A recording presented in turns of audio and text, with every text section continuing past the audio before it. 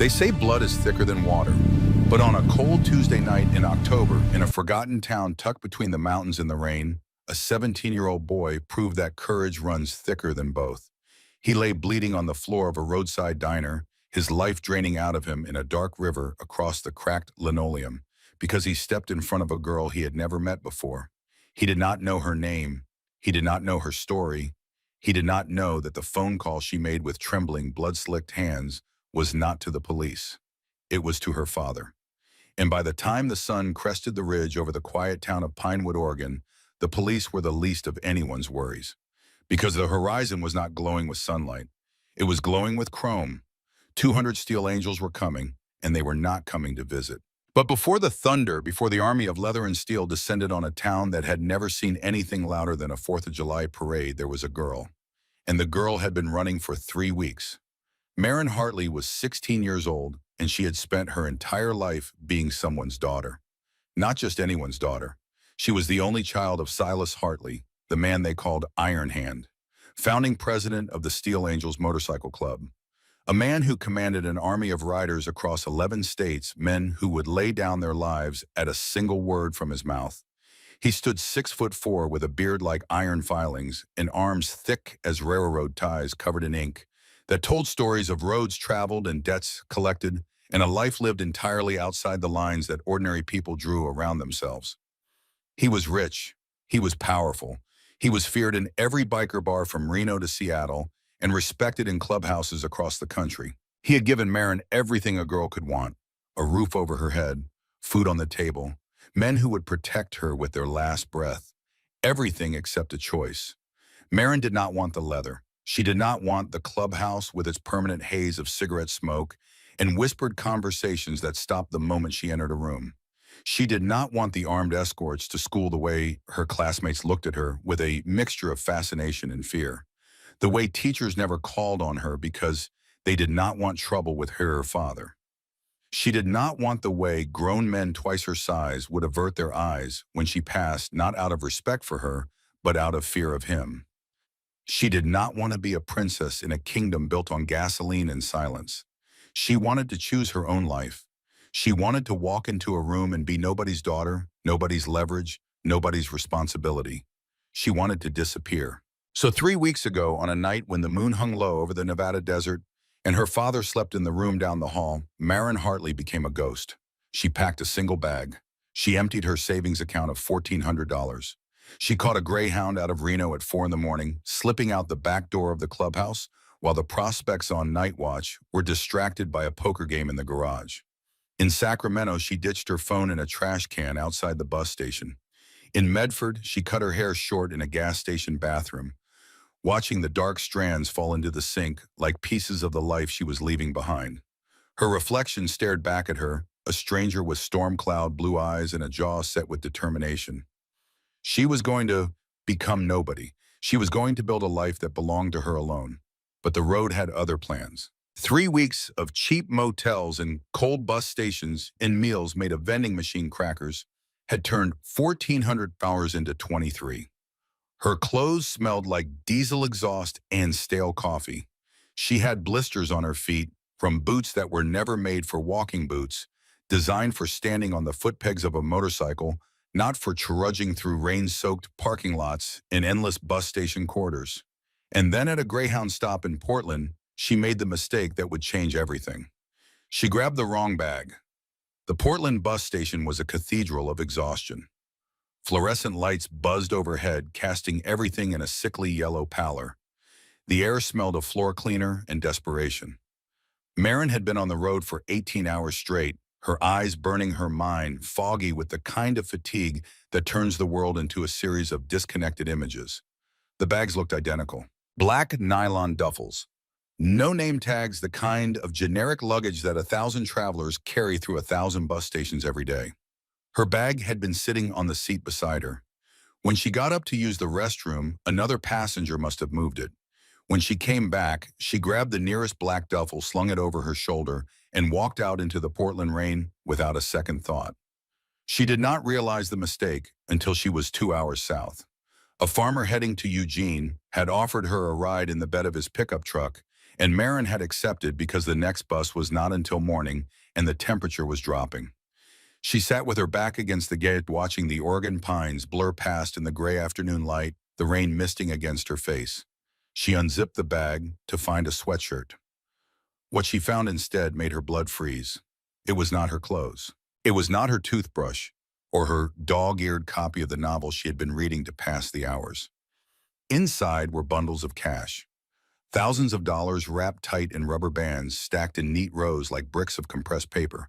And beneath the cash, taped to the lining of the bag, with strips of clear packing tape, a small black flash drive in a plastic case. Marin stared at the contents. Her hands began to shake despite the cold.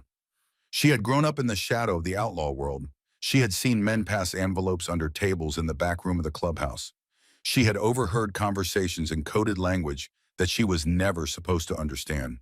She knew with the instinct that comes from a lifetime of proximity to dangerous men and dangerous business exactly what she was looking at. This was not lost luggage. This was evidence. This was leverage.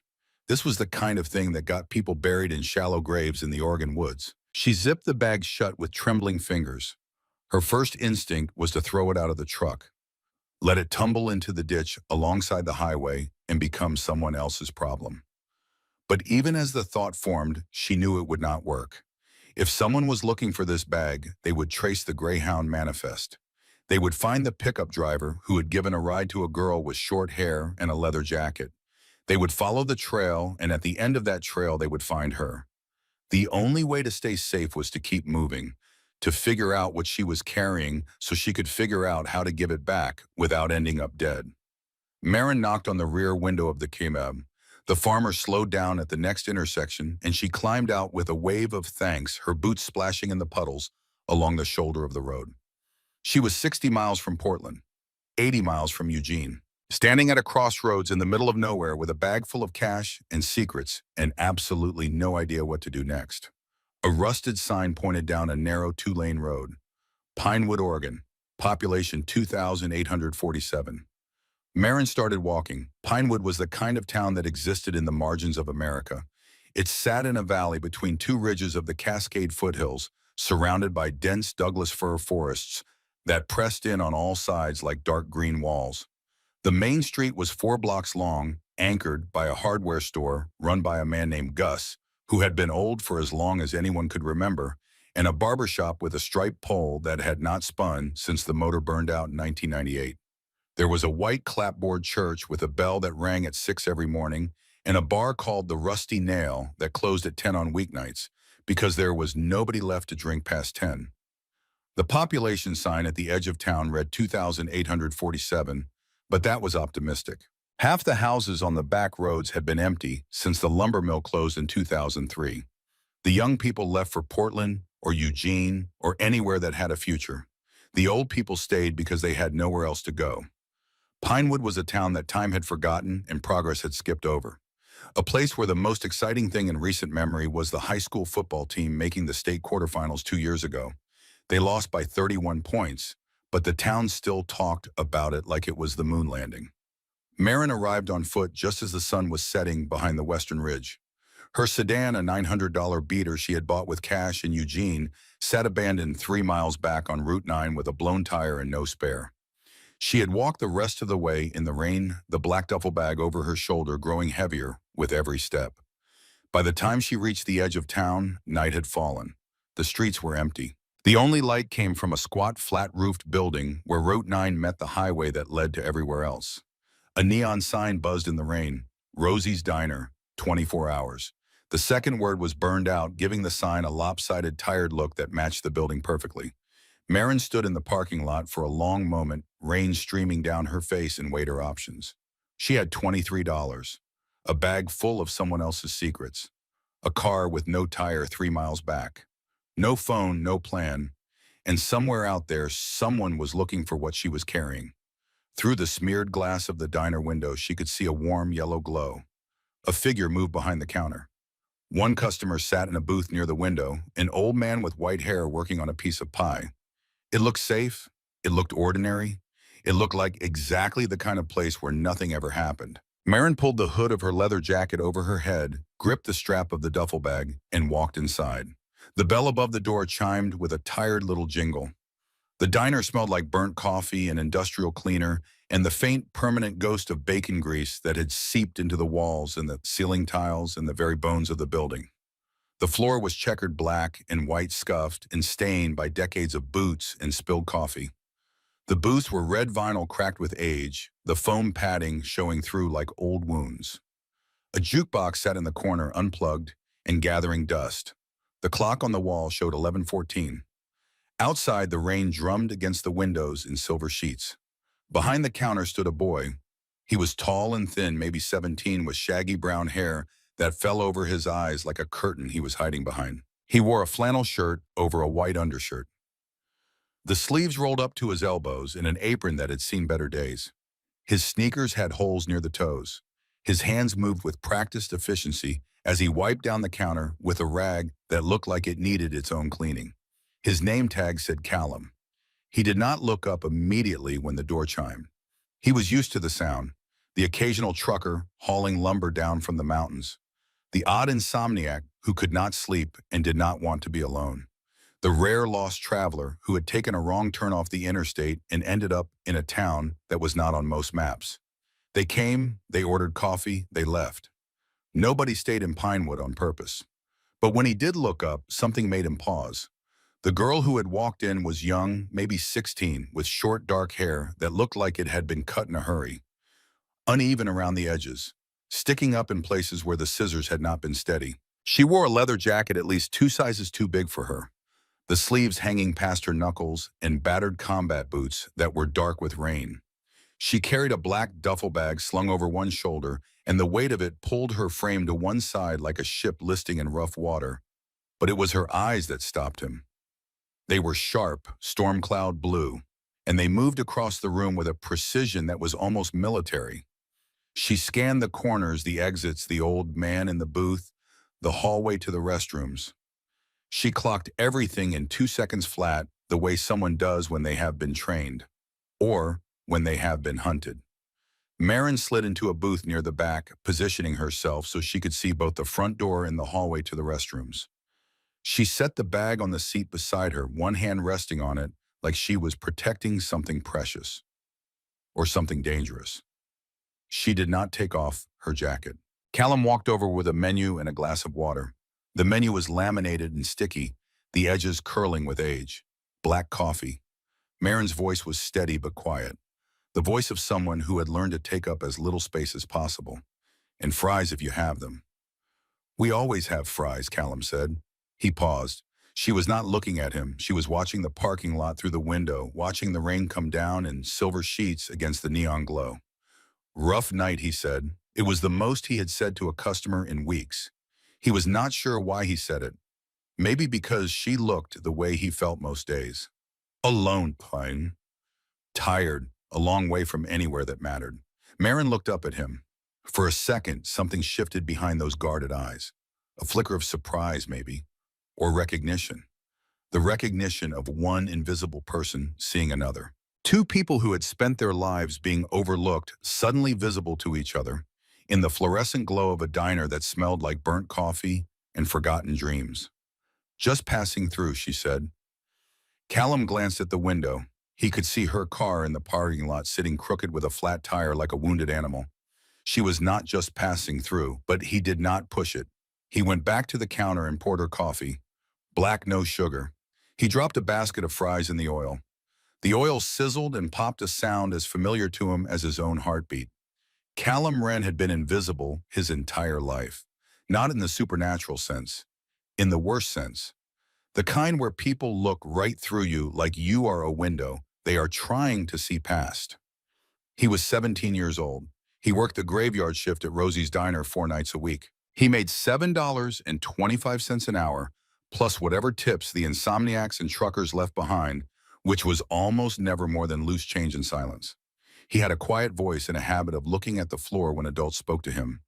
Not because he was shy exactly, but because he had learned early that the world paid more attention to you when you were not asking it to. His mother, Lenore Wren, was a small woman with tired eyes and hands rubbed red from years of hard work. She held 2 jobs. Nights at the hospital feeding sheets and towels into machines that hissed and rumbled through the dark hours. Days cleaning houses on the east side of town, scrubbing bathrooms and mopping floors for families who left cash on the kitchen counter and never learned her last name.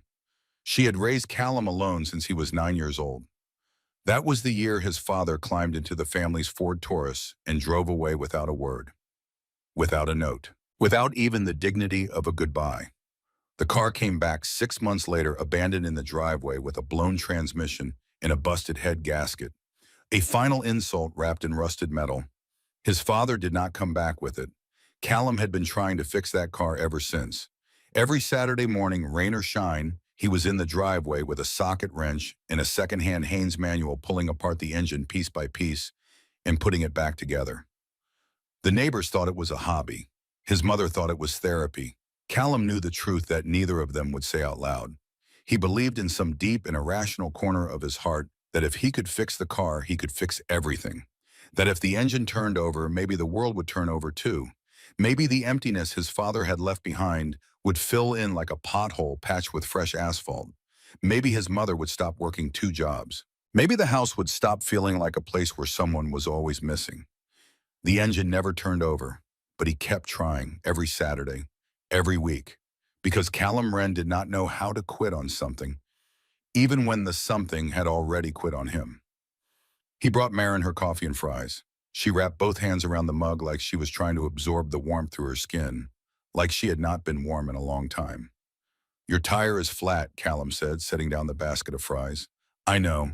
I have got a jack in the back. I can take a look when my shift ends if you want." Marin looked up at him, really looked at him for the first time.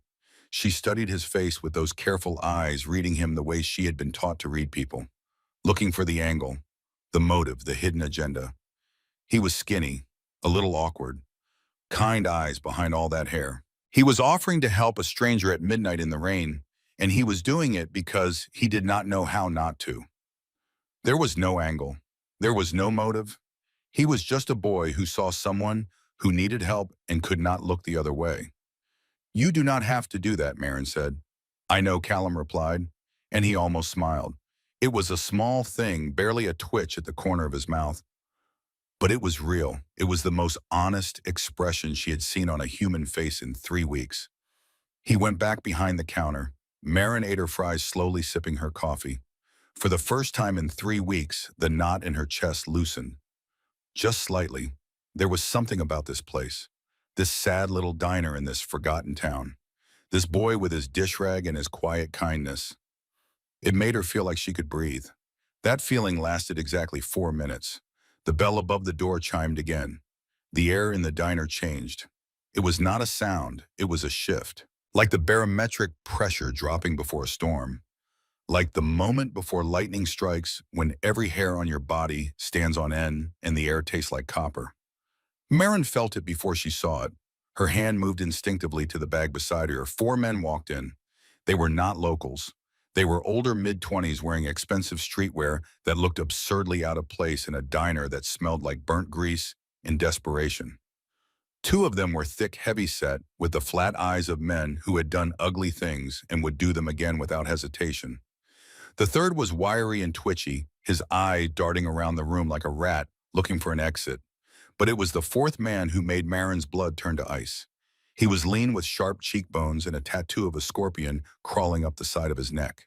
His eyes were dead, not angry, not cruel, just empty, like looking into 2 holes where a soul should have been. He moved with lazy confidence, hands in the pockets of his black jacket, a smirk pulling at the corner of his mouth. The smirk of a man who enjoyed fear the way some people enjoyed music. His name was Decker. He spotted Marin immediately. The smirk widened into something that was almost a smile but had none of its warmth. "Well, well," his voice was slick and mocking. Oily, the kind of voice that inflicted fear the way some people inflicted bruises, casually and with pleasure. The little runaway princess. Marin did not scream. She did not run.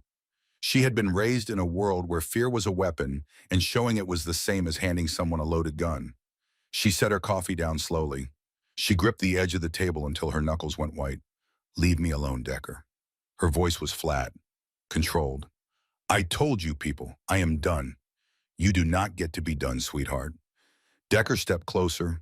The other three men fanned out behind him, blocking the path to the front door. The wiry one moved toward the hallway, cutting off the back exit. You took something that does not belong to you. My employer is very unhappy. He wants the bag, and he wants you in a car. Right now. Marin's mind raced. They had found her. Somehow. Despite the ditched phone, the cut hair, the cash purchases. The careful avoidance of cameras. 3 weeks across 3 states, and they had tracked her to a diner in a town that nobody had ever heard of. That was not luck.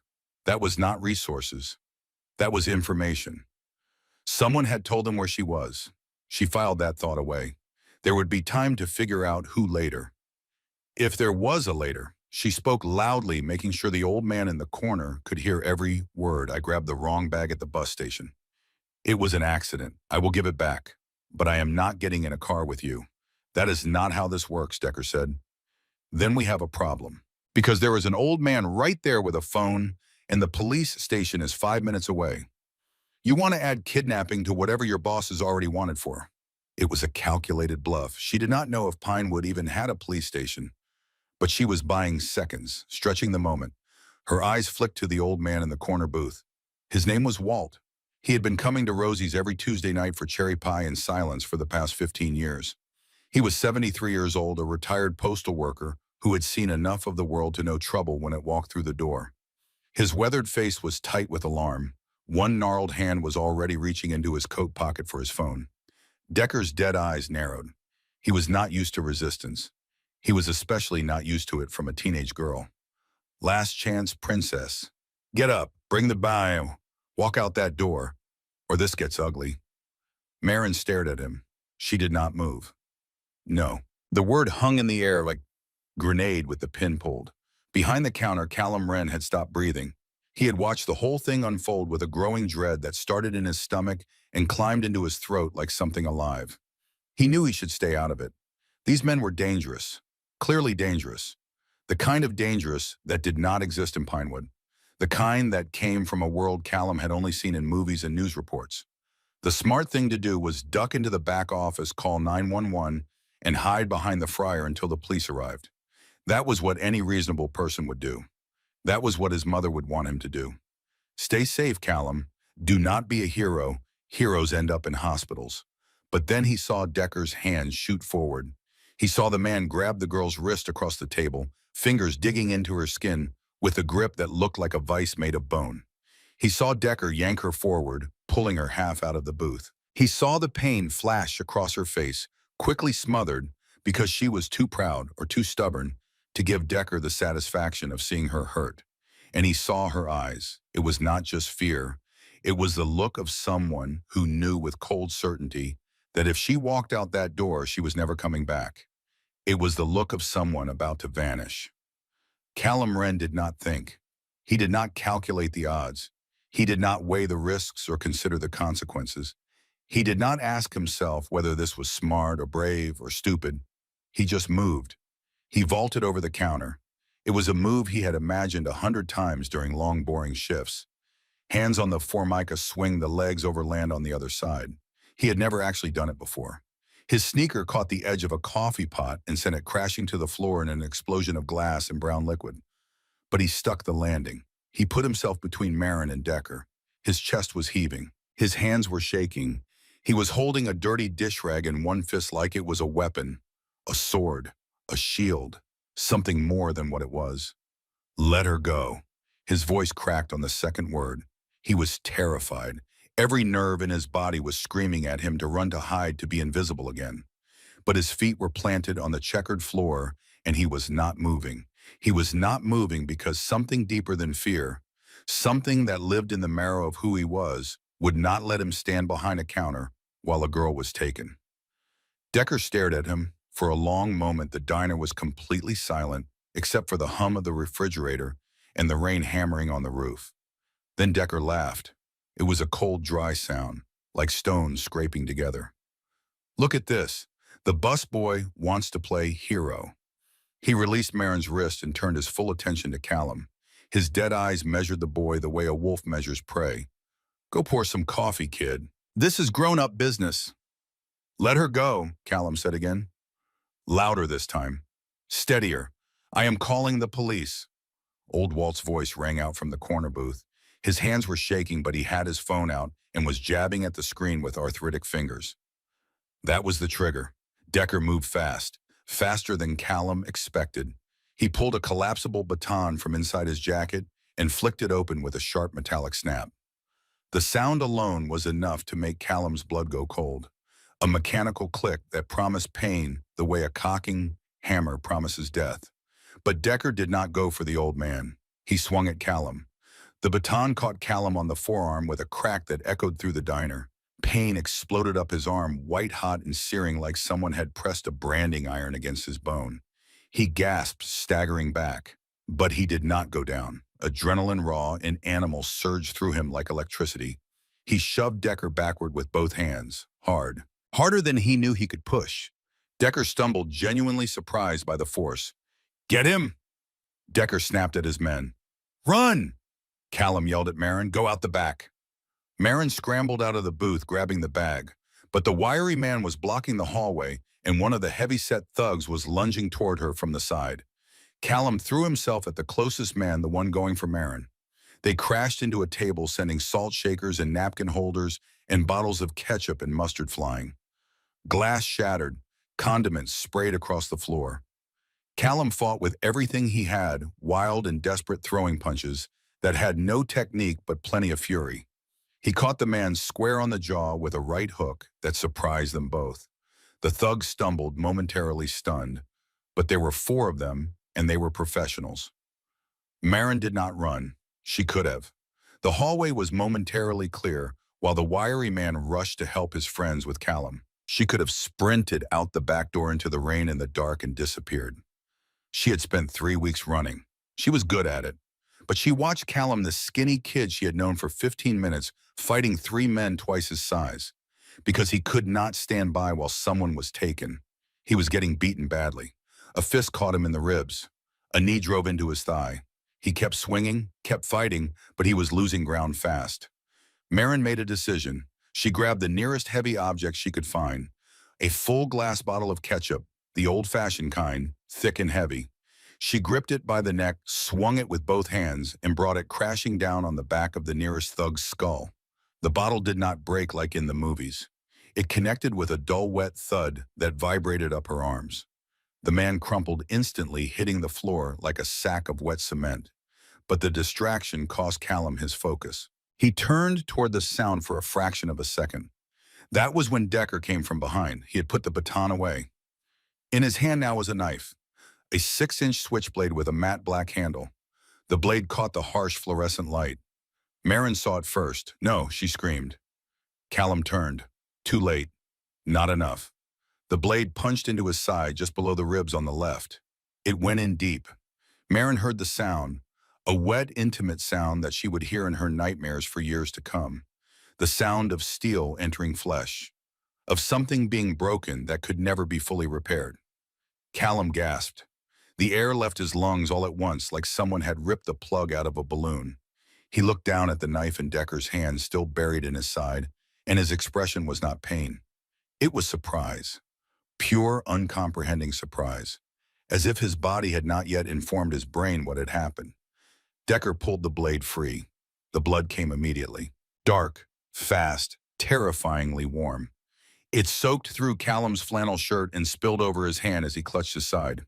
He fell to his knees, then to his back.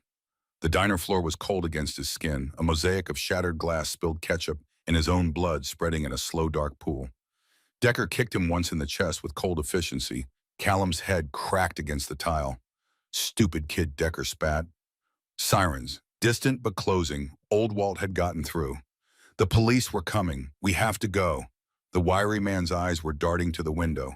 Too much heat now. Decker looked at Marin. Then he looked at the boy bleeding on the floor. Something ugly and satisfied flickered in those dead eyes. He pointed at Marin with the bloody knife. This is not over. Tell your daddy we are coming, for the bag, and for the rest. They bolted. All 4 of them, one half dragging the man Marin had hit with the bottle, sprinting through the front door, and piling into a black Chevy Tahoe that peeled out of the parking lot just as the first red and blue lights appeared through the rain. Then they were gone, and the silence that followed was worse than the violence, because silence is where the consequences live. Marin was on her knees beside Callum before the echo of the Tahoe's tires had faded. The floor was a war zone. Glass ketchup, mustard, and blood. So much blood. It was spreading faster than she had thought possible, pooling around his body, soaking into the knees of her jeans, warm against her skin. Callum's face was gray. His eyes were open but unfocused, staring at the flickering fluorescent light above him. His breathing was shallow, rapid. Each breath, a thin whistle that sounded wrong, deeply fundamentally wrong. Marin did not panic. She had grown up in clubhouses where men came in bleeding from bar fights and worse. She had watched her father's medic stitch wounds on kitchen tables while the television played in the background. She knew the basics. She ripped off her leather jacket, balled it up, and pressed it against the wound in Callum's side with both hands. She leaned her full weight into it. "Stay with me." Her voice was calm, forceful, the voice of a girl who had decided that this boy was not going to die on her watch. "Stay with me, Callum. Look at me. Do not close your eyes." Callum blinked. His gaze drifted to her face. He coughed. Blood flecked his lips, pink, frothy. That was bad. Marin knew it was bad. It meant the blade had gone deep enough to reach the lung or close to it. "You are okay," Callum whispered. His voice was barely there, a dry rasp like dead leaves on concrete. "They did not take you." "No," Marin said. Tears were burning her eyes, but she did not let them fall. "Not yet. No, they did not. Because of you. You held the line." Callum tried to smile. It was lopsided, pale, and it broke something inside Marin that she did not know could break. "Good," he breathed. "That is good." Then his eyes rolled back and his body went slack beneath her hands. Old Walt was beside her, his gnarled hands pressing a stack of diner napkins against the wound alongside hers. His face was white, but his hands were steady. The hands of a man who had carried mail bags through blizzards for 40 years and knew how to keep going when the world was coming apart. "Ambulance is coming, girl. 3 minutes. He is strong. He will make it." Marin did not take her hands off the wound. She did not look up from Callum's face. She kept pressure. She kept talking. She told him to hold on. She told him the ambulance was close. She told him she was not going to let him go. She meant it. She meant it more than she had ever meant anything in her 16 years on this earth. 3 minutes felt like 3 hours. The ambulance arrived with the police. Paramedics rushed in, took over, cut away Callum's shirt, started IV lines. They worked fast, their voices clipped and urgent. They loaded Callum onto a stretcher and into the back of the ambulance with a speed that told Marin everything she needed to know about how bad it was. When people moved that fast, it meant there was no time to waste. Marin stood in the middle of the ruined diner, covered in blood, Callum's blood. Her leather jacket was soaked dark. Her hands were red up to the wrists. She was shaking. Not from cold, from the delayed shock of adrenaline finally releasing its grip. A deputy tried to talk to her. She could not hear him. The sirens were still screaming in her head. She followed the ambulance to the hospital. She walked, because her car had a flat tire 3 miles back and nobody had thought to offer her a ride, and she would not have accepted one anyway. She needed the cold. She needed the rain. She needed the 2-mile walk in the dark to process what had just happened. She walked with the black duffel bag over her shoulder, her boots splashing through puddles that reflected the red and blue lights of patrol cars racing past her toward the diner. She did not feel the rain. She did not feel the cold. She felt only one thing, a burning crystalline resolve that settled into her bones like molten iron cooling into steel. This was her fault, all of it. A boy she had known for 15 minutes was on an operating table because she had walked into his diner carrying a problem she had no right to bring to his door. She could not undo that. She could not take back the knife. But she could make sure it meant something. She could make sure the people who did this answered for it. And she could make sure Callum Wren did not die in the dark without someone fighting for him the way he had fought for her. The Pinewood County Hospital was a small building, 2 stories, brick, with a parking lot that held maybe 40 cars. It was not equipped for what had just come through its doors. The emergency room had 2 bays. The surgical suite was designed for appendectomies and broken bones, not knife wounds that shredded livers and punctured diaphragms. Dr. Ashford, the lead trauma surgeon, a lean man with silver hair and steady hands, arrived 9 minutes after Callum. Still pulling on his scrubs, the team worked frantically. The knife had lacerated Callum's liver, nicked his diaphragm, ruptured his spleen. He was losing blood faster than they could replace it. Marin sat in the waiting room. The fluorescent lights buzzed above her, casting everything in a flat, sterile white. She was still wearing Callum's blood. A nurse offered her a change of clothes. She refused. She did not deserve clean clothes, not while he was in there fighting. At 3 in the morning, Dr. Ashford emerged from surgery. He looked like a man who had been in a prize fight and only barely won. His scrubs were sweat-soaked. His eyes were bloodshot. The boy made it through surgery. Ashford's voice was careful, measured, but it was close. The blade lacerated his liver and nicked his diaphragm. We had to remove his spleen. He has lost a massive amount of blood. He is in a medically induced coma. What are his chances? 40%. Ashford met her eyes. If he does not develop an infection, if his vitals stabilize over the next 48 hours, he has a fighting chance. But I will not lie to you, it is going to be close. 40%, less than a coin flip. Marin felt the number land in her chest like a stone thrown into still water. Ripples of dread spreading outward. Lenore Wren arrived at 3:15.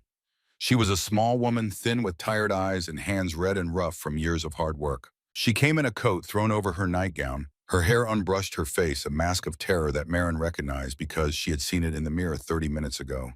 When Lenore saw Marin, she froze. Are you hurt?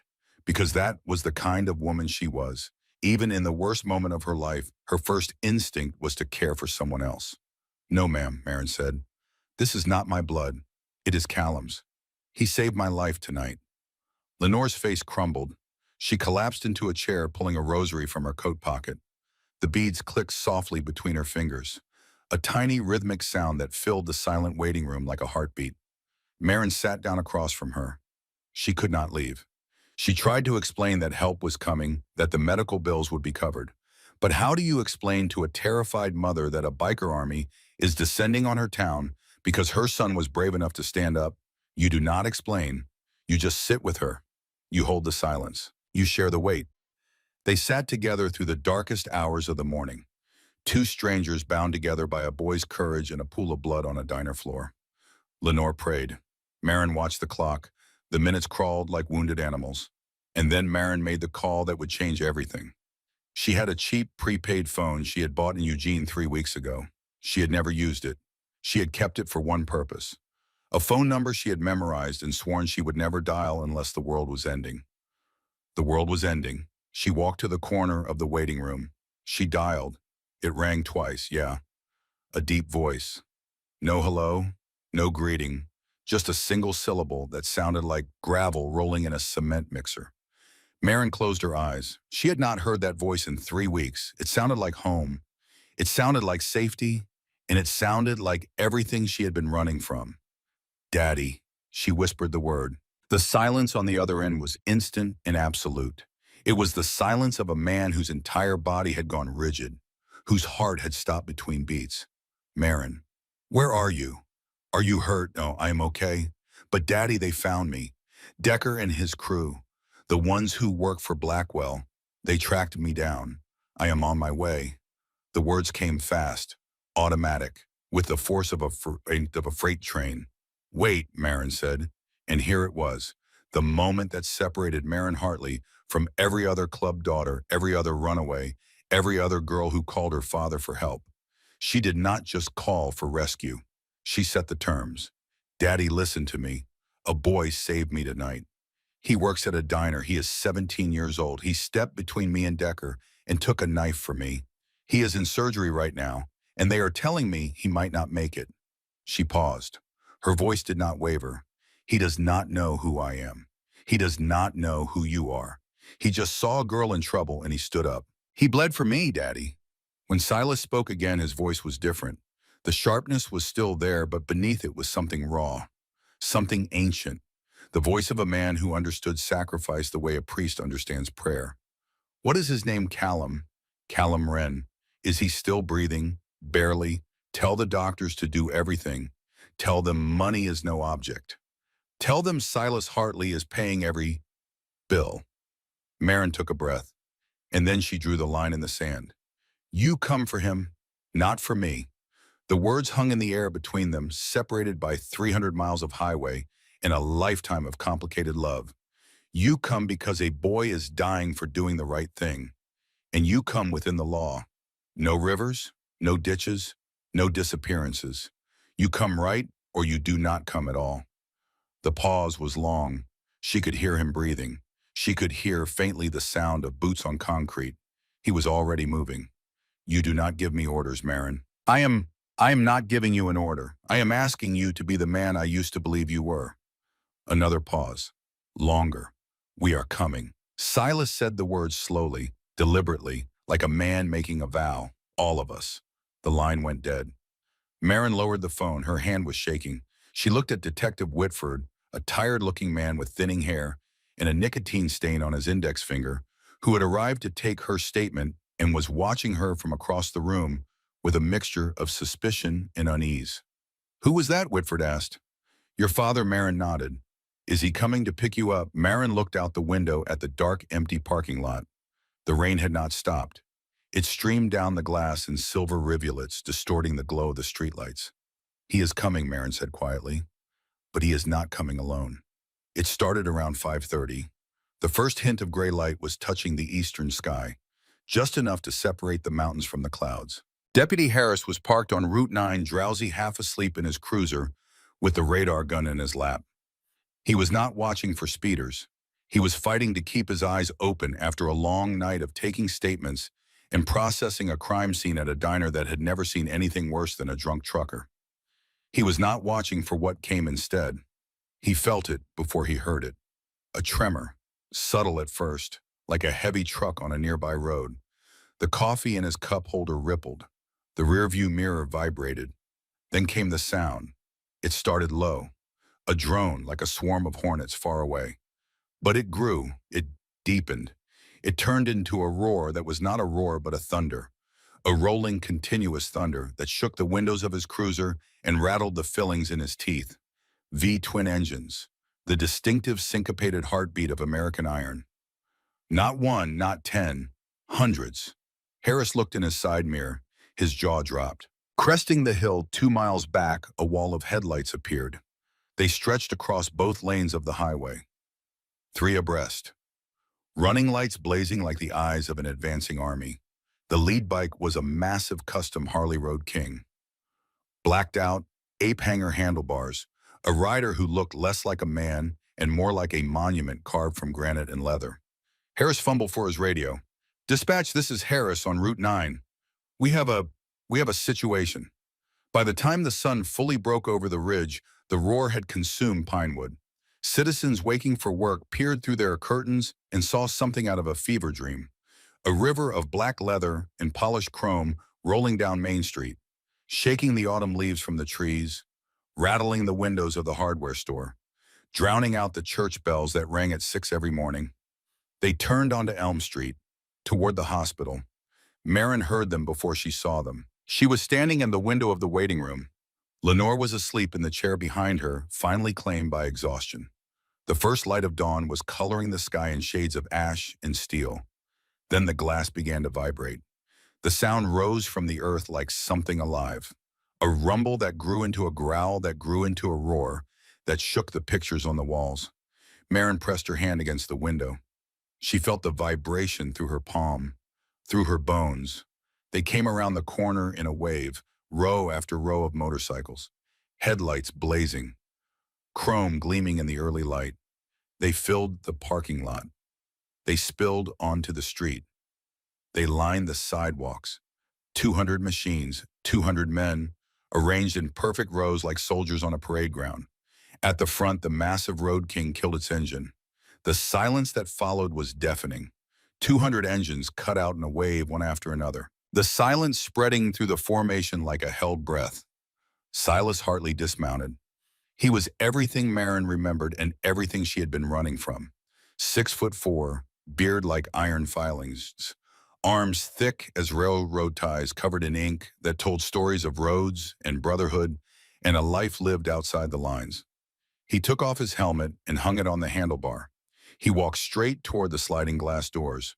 Behind him, 200 men dismounted and stood in rank, silent, arms crossed, waiting. Inside the waiting room, Marin watched her father push through the doors. He filled the room with his presence the way a thunderstorm fills a valley. Nurses froze. An orderly dropped a clipboard. Even the hum of the fluorescent lights seemed to quiet. His eyes found Marin. Daddy. She did not run to him. She stood her ground, because that was what she had promised herself she would do. She would not collapse into his arms like a little girl. Not now. Not after everything she had done to prove she was more than that. But Silas crossed the room in 3 strides and wrapped her in his arms anyway. For one moment the mask slipped. He was not a club president. He was not Iron Hand. He was a father who had not slept in 3 weeks, who had torn the West Coast apart looking for his daughter, who had driven through the night fueled by nothing but terror and love. He held her so tight she could not breathe. She let him, just for a moment. Then she pulled back. I am okay, she said, looking up at him with those fierce storm cloud eyes. But he is not. She pointed down the hallway. Room 304. His name is Callum Wren. 40% chance. His mother is right there. Silas released Marin. He turned. His eyes found Lenore Wren, who had been jolted awake by the noise and was now standing trembling, backed against the wall, clutching her rosary as if it were the only thing between her and the end of the world. Silas walked over to her. The leather of his cut creaked with every step. His boots were heavy on the linoleum. He was a terrifying figure, a mountain of muscle and ink and scars. And Lenore was shaking so hard the rosary beads were clicking. He stopped in front of her. He slowly removed his sunglasses. His eyes were red-rimmed from the wind and the worry and the long night ride. But they were kind, unexpectedly, unmistakably kind. He went down on one knee. The president of the Steel Angels knelt on the scuffed linoleum floor of a county hospital in front of a cleaning lady in a nightgown. Ma'am, his voice was a low rumble, but it was gentle, reverent. My name is Silas Hartley. Your son saved my little girl's life last night. Lenore stared at him. She could not speak. Her lips moved, but no sound came out. There is no debt I can pay that equals what he did. Silas continued, but I promise you this. Your boy is under my protection now. He is under the protection of the Steel Angels. The men who did this to him. He stood, and the temperature in the room seemed to drop 10 degrees. We are going to find them, and God help them, because the police will not be able to. Marin watched from across the room. She watched her father kneel before a stranger, and she saw something she had not seen in years. She saw the man she used to believe in. The man who built his kingdom not on fear, but on a code. Loyalty earned, debts paid, the weak protected by the strong. She had set the terms. He had met them, so far. But the sun was barely up, and the hardest part was still coming. By noon, the town of Pinewood had never been quieter. It was the quiet of held breath, the quiet of a place that had suddenly become aware that something far larger than itself had arrived and settled into its bones like winter frost. The Steel Angels had not come to conquer. They had come to wait, and there is nothing more unsettling than 200 dangerous men with nothing to do but wait. The bikers rotated shifts with military precision. Some slept in the hospital waiting room, stretched across plastic chairs that groaned under their weight. Others patrolled the hallways in pairs, their boots heavy on the linoleum, their eyes scanning every doorway and every corner. They said please and thank you. They held doors open for nurses. They kept their voices down near patient rooms and stepped aside for doctors rushing to emergencies. It was by all accounts the most courteous occupation in history. The nurses and staff adapted with the resigned practicality of people who had no other choice. What else could they do? Call the police. The police were already there and they were outnumbered 20-1. Sheriff Guthrie had arrived at 7 in the morning with 3 deputies, taken one look at the sea of chrome and leather filling the parking lot, and retreated to his cruiser to make phone calls that Marin suspected would accomplish nothing. The Steel Angels were not breaking any laws. They were parked legally. They were not carrying visible weapons. They were technically just a very large group of concerned citizens visiting a hospital. The fact that they could tear the building apart with their bare hands if they chose to was left unspoken. Silas had not moved from the ICU waiting area since his arrival. He sat in a plastic chair that looked absurdly small beneath his massive frame, his elbows on his knees, his eyes fixed on the double doors that led to the surgical recovery wing. Dr. Ashford delivered updates every 2 hours. Callum had made it through the night. His vitals were stabilizing. The next 48 hours would tell the story. Silas listened to each update with the focused intensity of a man receiving battlefield reports. When Ashford mentioned that the hospital's blood supply was running low, Silas made a single phone call. Within 3 hours, a refrigerated truck arrived from Portland with enough blood products to stock the hospital for 6 months. When Ashford mentioned that the surgical team was exhausted, Silas made another call. By evening, 2 trauma surgeons from a teaching hospital in Eugene had arrived to provide relief. Money was not an object. Resources were not a problem. The Steel Angels had spent 30 years building an empire, and now that empire was being deployed for a single purpose, keeping a 17-year-old boy alive. But it was not Silas who was running the operation.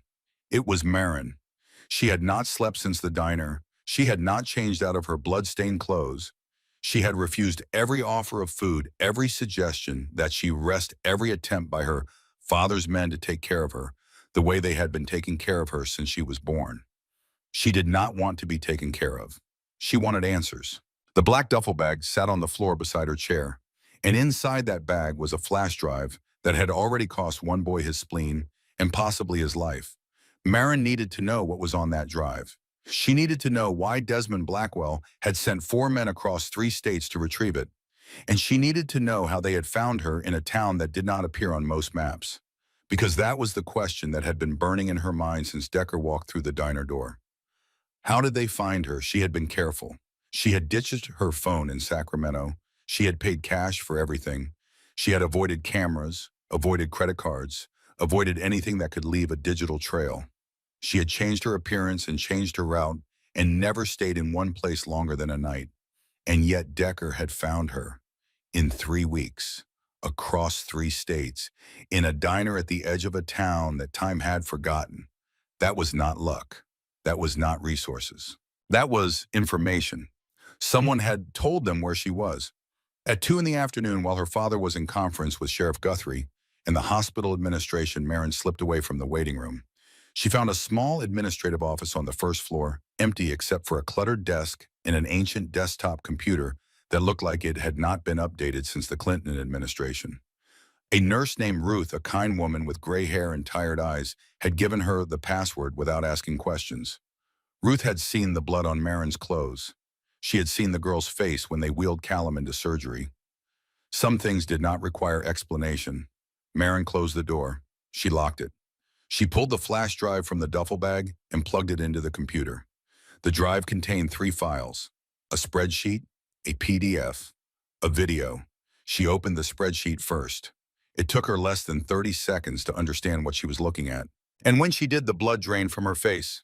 It was a ledger: dates, names, amounts, payments made by Desmond Blackwell to law enforcement officers, city officials, judges, and federal agents across 3 states: Oregon, Washington, Nevada. The amounts ranged from $5,000 to $200,000. The dates went back 4 years, dozens of names, some she recognized from news reports: a state senator from Washington, a Port Authority director in Seattle, a DEA supervisor in Portland.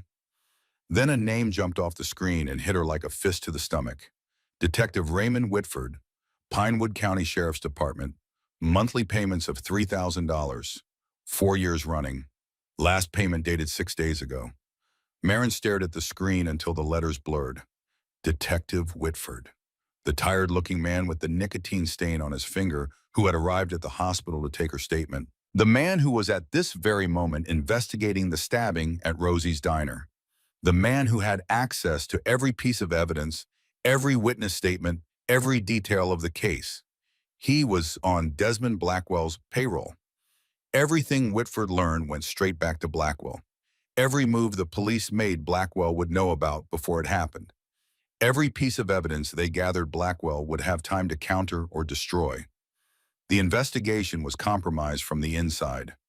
Marin kept scrolling. The second name was worse: Brennan Holt, Prospect Steel Angels MC, Northern Nevada chapter. Payments of $10,000 quarterly, 18 months. Marin's hands stopped moving on the keyboard. Brennan, she knew him, 22 years old, eager. One of the new prospects her father had been grooming for full membership. He had been at the clubhouse in Reno the night she left. He had been one of the men assigned to watch over her during the day, to escort her to school and back to make sure she was safe. He knew her habits. He knew her favorite places. He knew the bus routes she had mentioned wanting to explore someday, the places she had talked about visiting when she was old enough to travel on her own. He had fed her location to Blackwell's people. He was the reason Decker had found her in a diner in a town that nobody had ever heard of. The betrayal hit her like ice water. For a moment, she could not breathe. The walls of the small office seemed to close in around her. The hum of the ancient computer became a roar in her ears. Then the moment passed. Marin closed her eyes. She counted to 10. She breathed. She had been trained for this. Not formally, not with lessons and exercises, but through 16 years of watching her father navigate a world where loyalty was currency and betrayal was paid for in blood. She knew how this worked. She knew what happened to traitors in the world of the Steel Angels. They disappeared. A logging road somewhere in the mountains. A shallow grave. A body that was never found. That was what her father would do if she told him about Brennan. It was what any club president would do. Blood for blood. The books balanced with a body. But Marin was not her father, and she was not going to let Brennan's betrayal destroy the evidence that could bring down Desmond Blackwell. She opened the PDF, financial routing numbers, shell companies, wire transfers totaling hundreds of millions of dollars. This was the digital skeleton of Blackwell's money laundering operation. Bank accounts in the Cayman Islands, Panama, Switzerland. Corporate structures designed to hide the flow of dirty money through legitimate businesses. This was not just evidence. This was a bomb that could blow Desmond Blackwell's empire to pieces if it was delivered to the right people in the right way. Marin did not open the video file. She had seen enough. She ejected the flash drive and slipped it into the front pocket of her jeans. She closed the files on the computer and deleted the browsing history, though she suspected it would not matter much on a machine this old. Then she sat in the quiet office and thought. Her first instinct was to go to her father, to show him the ledger, to point out Brennan's name, to watch Silas's face darken with the particular fury he reserved for traitors. She knew exactly what would happen next. Brennan would be taken somewhere quiet. He would confess, and then he would vanish. But if that happened, the evidence would be tainted. Any lawyer Blackwell hired would argue that the flash drive had been fabricated, that the Steel Angels had created false evidence to frame his client after torturing a confession out of a prospect. The chain of custody would be compromised. The whole case would collapse. The only way to use this evidence properly was to deliver it clean, to the FBI, through proper channels, with documentation that would hold up in a federal courtroom, which meant Brennan needed to confess on the record, and he needed to do it without anyone laying a hand on him. Marin stood up from the desk. She had a plan. She found Brennan in the hospital cafeteria. He was sitting alone at a corner table picking at a sandwich that he clearly had no intention of eating. His prospect cut looked like it did not fit him properly, hanging loose on his shoulders like borrowed clothes. His eyes were nervous, darting to every door, every window, every person who walked past. The eyes of a man who knew he was guilty and was waiting to be caught. Marin walked over and sat down across from him. Brennan looked up. His face went pale. "Hey, Marin," he tried to smile. It did not reach his eyes. "Glad you are okay. We were all worried about you, were you?" She kept her voice flat, conversational, the voice of someone making small talk, not someone about to detonate a bomb. "Of course. You are the president's daughter. Everyone was looking for you. That must have been difficult." Marin tilted her head slightly. 3 weeks across 3 states. Lots of ground to cover. Brennan's Adam's apple bobbed. "We had people everywhere. Your dad called in every favor he had, and yet Decker found me first." The words landed like stones dropped into still water. Marin watched the ripples cross Brennan's face.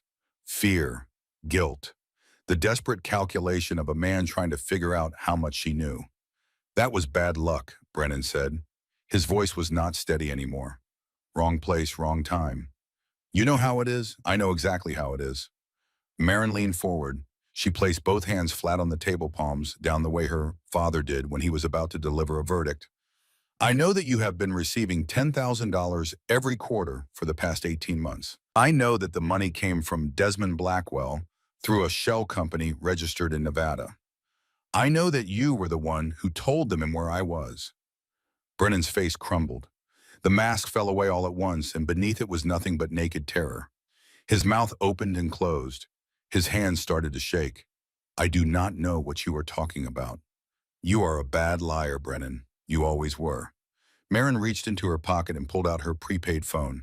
She placed it on the table between them, the screen facing up. Here is what is going to happen. You are going to tell me everything.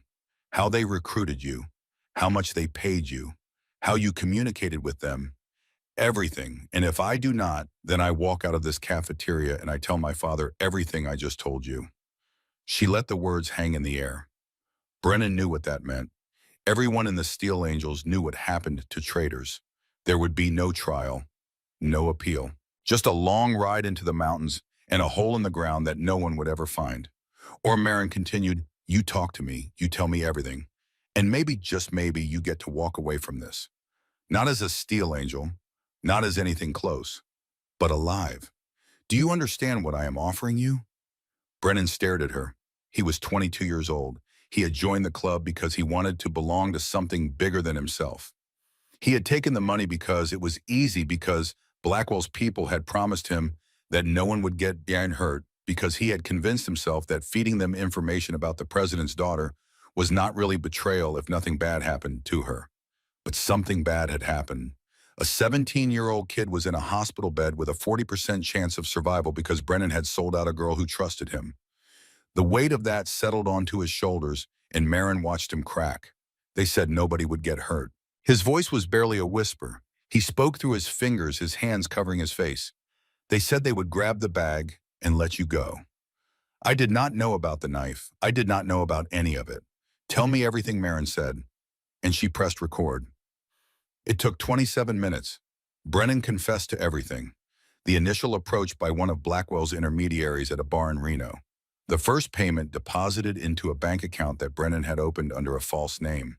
The phone calls, always from burner phones, always brief and businesslike. The questions about Marin's routines, her habits, her favorite places. And finally the call 3 weeks ago when Brennan had reported that Marin had left the clubhouse in the middle of the night with a duffel bag and a bus ticket. He had not known where she was going, but he had known the general direction, and that had been enough. Blackwell's people had tracked the Greyhound routes, monitored the bus stations, and eventually found her in Portland. They had followed her to Oregon. They had waited for the right moment. And then Decker had walked into a diner with a knife. When Brennan finished, Marin stopped the recording. She looked at the broken young man across the table from her. 22 years old, his whole life ahead of him, and he had traded it for $40,000 and the promise that no one would get hurt. You are going to disappear, Marin said. Tonight, before my father finds out.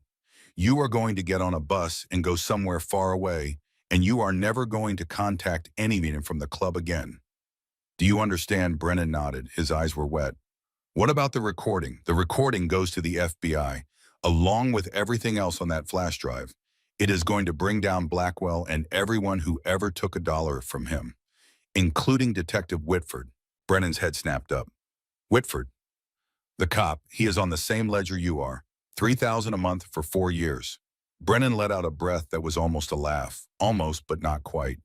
We are all bought, he said. The whole system. Everyone is bought. Not everyone, Marin said. She thought of Callum, the boy with the dish rag, the boy who had stepped in front of a knife for a girl he had never met. Not everyone. She stood up from the table. You have until midnight. After that, I cannot protect you. Brennan nodded. He did not thank her. He did not apologize. He just sat there staring at his untouched sandwich as Marin walked away. She found Colt in the hallway outside the cafeteria. Colt was her father's sergeant-at-arms, a wiry man in his 40s with a shaved head and a scar that ran from his left ear to his chin. He had been with the Steel Angels for 23 years. He had been at Marin's christening. He had taught her how to ride a motorcycle when she was 12 years old. And he was, Marin knew, absolutely loyal to the club. But right now she needed him to be loyal to her. We need to talk, Marin said. Colt raised an eyebrow. His eyes were sharp, assessing. He had been watching her since her father arrived, and he had noticed the change in her. The way she carried herself, the way she moved, the way she spoke. This was not the same girl who had run away 3 weeks ago. What do you need? Brennan is a traitor. He sold my location to Blackwell's people. That is how they found me. Colt's face did not change, but something shifted behind his eyes. A cold, deadly calculation. Does your father know? No. And he is not going to. Not yet. Colt was silent for a long moment, his jaw tightened. Marin, that is not your call to make. Yes, it is. She met his eyes. She did not flinch. Brennan confessed. I have it on tape. 27 minutes of him explaining exactly how Blackwell recruited him and exactly what information he passed along. That confession is going to be evidence in a federal case. But if my father gets his hands on Brennan first, the confession becomes worthless. Any lawyer will argue it was coerced. Colt's expression flickered. He understood. What do you want me to do? Brennan is leaving tonight, before midnight. You are going to be sure he gets on a bus and goes somewhere far away. No violence, no threats, just a one-way ticket and a very strong suggestion that he never come back. And after we deal with the rest of it, but Brennan walks away breathing. That is the condition. Colt studied her for a long moment. He had known Marin since she was a baby. He had watched her grow up in the shadow of her father's empire, protected and sheltered, and kept away from the ugly realities of club business. He had always assumed she would stay that way. A princess in a tower, beautiful and untouchable, waiting for the day when she would be married off to cement some alliance or reward some loyal soldier. But the girl standing in front of him now was not a princess. She was a commander. All right, Colt said finally. I will handle it. Thank you. Marin turned to walk away. Then she stopped. One more thing. Brennan is not the only traitor. Detective Whitford is on Blackwell's payroll, $3,000 a month for 4 years.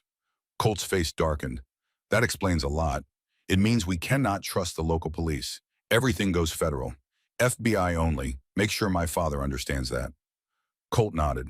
Anything else? Marin thought of the flash drive in her pocket, the ledger, the shell companies, the web of corruption that stretched across 3 states.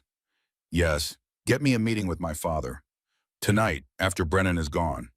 I have a plan. Colt almost smiled. I will set it up. He walked away toward the cafeteria where Brennan was still sitting alone, staring at his hands like they belonged to someone else. Marin watched him go, then she headed back upstairs. She had one more thing to do before the day was over. She sat with Callum in the ICU that afternoon. The room was small and white and filled with the soft beeping of machines. Monitors tracked his heart rate, his blood pressure, his oxygen levels. A ventilator helped him breathe. IV lines snaked into his arms, delivering fluids and medications and the blood that Silas's people had shipped in from Portland. He looked impossibly young against the white sheets, impossibly fragile. The tubes and wires made him seem less like a person and more like a science project, a collection of systems being kept alive by external intervention. But his chest rose and fell with a rhythm that was steady. Steady was alive. Marin pulled a chair close to the bed. She sat down. She took his hand. His fingers were cold but warming. The skin was rough with calluses. The hands of a boy who worked with tools and grease and engines. The hands of a boy who had fought for her. I do not know if you can hear me, Marin said quietly. The monitors beeped. The ventilator hissed. Outside the window, the afternoon sun was starting its descent toward the western ridge. But I want you to know that what you did matters. It was not wasted. You stood up for a stranger, and that stranger is going to make it count. She squeezed his hand gently. I found out some things today. Bad things. There are people involved in this that are supposed to be trustworthy. Cops. People in my father's own club. They are all bought. They are all part of the same rotten system that sent Decker after me. The monitors beeped steadily. Callum's face remained peaceful slack with the artificial sleep of medical sedation. But you are not part of that system. You never were. You just saw a girl in trouble and you moved. No angle, no motive, no calculation, just courage. Marin felt the burn of tears behind her eyes. She blinked them back. I'm going to fix this, Callum. I promise. I am going to take down the people who did this to you. And when you wake up, it is going to be over. All of it. She thought she felt his fingers tighten around hers. Just slightly. Just enough. She chose to believe it was real. The door opened behind her. Lenore Wren stepped into the room. She was wearing fresh clothes, now a simple blouse and slacks that one of the Steel Angel's wives had brought from a store in town. Her hair was combed, her face was washed, but her eyes were still red from crying, and she moved with the careful, fragile steps of someone who was holding herself together through sheer force of will. May I sit? Lenore asked. Of course. Marin started to stand to give the chair to Callum's mother, but Lenore waved her back down. She pulled another chair from the corner and placed it on the opposite side of the bed. For a long moment, neither of them spoke. They just sat there watching Callum breathe, listening to the rhythm of the machines that were keeping him alive. Then Lenore broke the silence. He used to be afraid of everything when he was little. Her voice was soft, easebound, distant, the voice of someone reaching back through years of memories. Thunderstorms, the dark, the big kids at school. He would hide in his closet during storms wrapped in a blanket with a flashlight and a stack of comic books. Marin listened. She did not interrupt. His father leaving broke something in him. Lenore's hands twisted in her lap. I think he blamed himself. Children do that. They think everything is their fault, even when it is not. What happened to his father? Just walked out one morning. No warning, no explanation. Left the car in the driveway with a blown engine like a final insult. Lenore's voice was steady, but there was old pain beneath the steadiness. Callum spent years trying to fix that car. Every Saturday, he would be out there with his tools and his manuals, taking the engine apart and putting it back together. Did it ever run? No. But he never stopped trying. Lenore looked at her son's face. The peaceful expression, the slow rise and fall of his chest. That is who he is. He does not know how to quit on something, even when the something has already quit on him. Marin thought about the boy in the diner, the way he had vaulted over the counter with nothing but a dish rag in his hand, the way he had planted his feet on that checkered floor and refused to move. He is the bravest person I have ever met, Marin said. Lenore smiled. It was a small smile, fragile but real. He would not believe you if you told him that. He does not think of himself that way. He thinks he is invisible, that nobody sees him, that he does not matter. He matters, Marin said. She gripped Callum's hand tighter. He matters more than he knows. They sat together in the quiet room watching over the boy who had stepped in front of a knife for a stranger. Outside, the sun continued its descent. The shadows lengthened. The machines beeped their steady rhythm. And somewhere in the depths of his artificial sleep, Callum Wren dreamed of engines turning over and broken things becoming whole. At 6:30 that evening, Marin heard the footsteps in the hallway. She was still in Callum's room, sitting by his bedside, her hand still wrapped around his. Lenore had gone to get coffee from the cafeteria, leaving Marin alone with the beeping monitors and the hiss of the ventilator. The footsteps were wrong. She heard them before she consciously registered what was wrong about them. Sharp, crisp, the click of hard-soled dress shoes on linoleum. Hospital staff wore soft-soled shoes, sneakers, clogs, practical footwear designed for 12-hour shifts on hard floors. These shoes were Italian leather, polished, expensive. Marin's hand slipped out of Callum's. She stood slowly, quietly moving to the side of the door where she would be hidden when it opened. The footsteps stopped outside the room. Through the narrow window in the door, Marin could see two figures in hospital scrubs. A man and a woman, both in their 30s, both with the calm, professional demeanor of medical staff. But their scrubs were wrong. The creases were too sharp, too fresh, like they had just been removed from packaging. And beneath the loose scrub pants of the man on the right, Marin could see a bulge at the ankle. A holster. Cleaners. Blackwell had sent cleaners to finish what Decker started. Marin's heart was pounding, but her mind was clear. Razor sharp. She had maybe 10 seconds before that door opened. She pulled out her prepaid phone and typed a rapid text to Colt. Room 304, 2 hostiles. Now. Then she pressed her back against the wall and waited. The door opened. The woman entered first. Mid-30s, blonde hair pulled back in a ponytail. Dead professional eyes that belonged in a war zone, not a hospital corridor. She was carrying a clipboard, but her other hand was at her side, ready to reach for whatever weapon was hidden beneath her scrubs. She did not see Marin pressed against the wall behind the door. The man followed. Bigger, broader, the one with the ankle holster. His eyes swept the room, taking in the bed, the monitors, the apparently sleeping patient. He did not check behind the door either. Marin stepped out of the shadows. "You are not nurses," she said. Both cleaners spun toward her. The woman's hand moved toward her waistband, but the door burst open behind them. Colt came through first, fast and low, catching the male cleaner around the waist and driving him into the wall. Hendricks, a massive nomad with arms like oak branches, was half a second behind. He grabbed the woman's reaching hand and twisted, forcing her to her knees.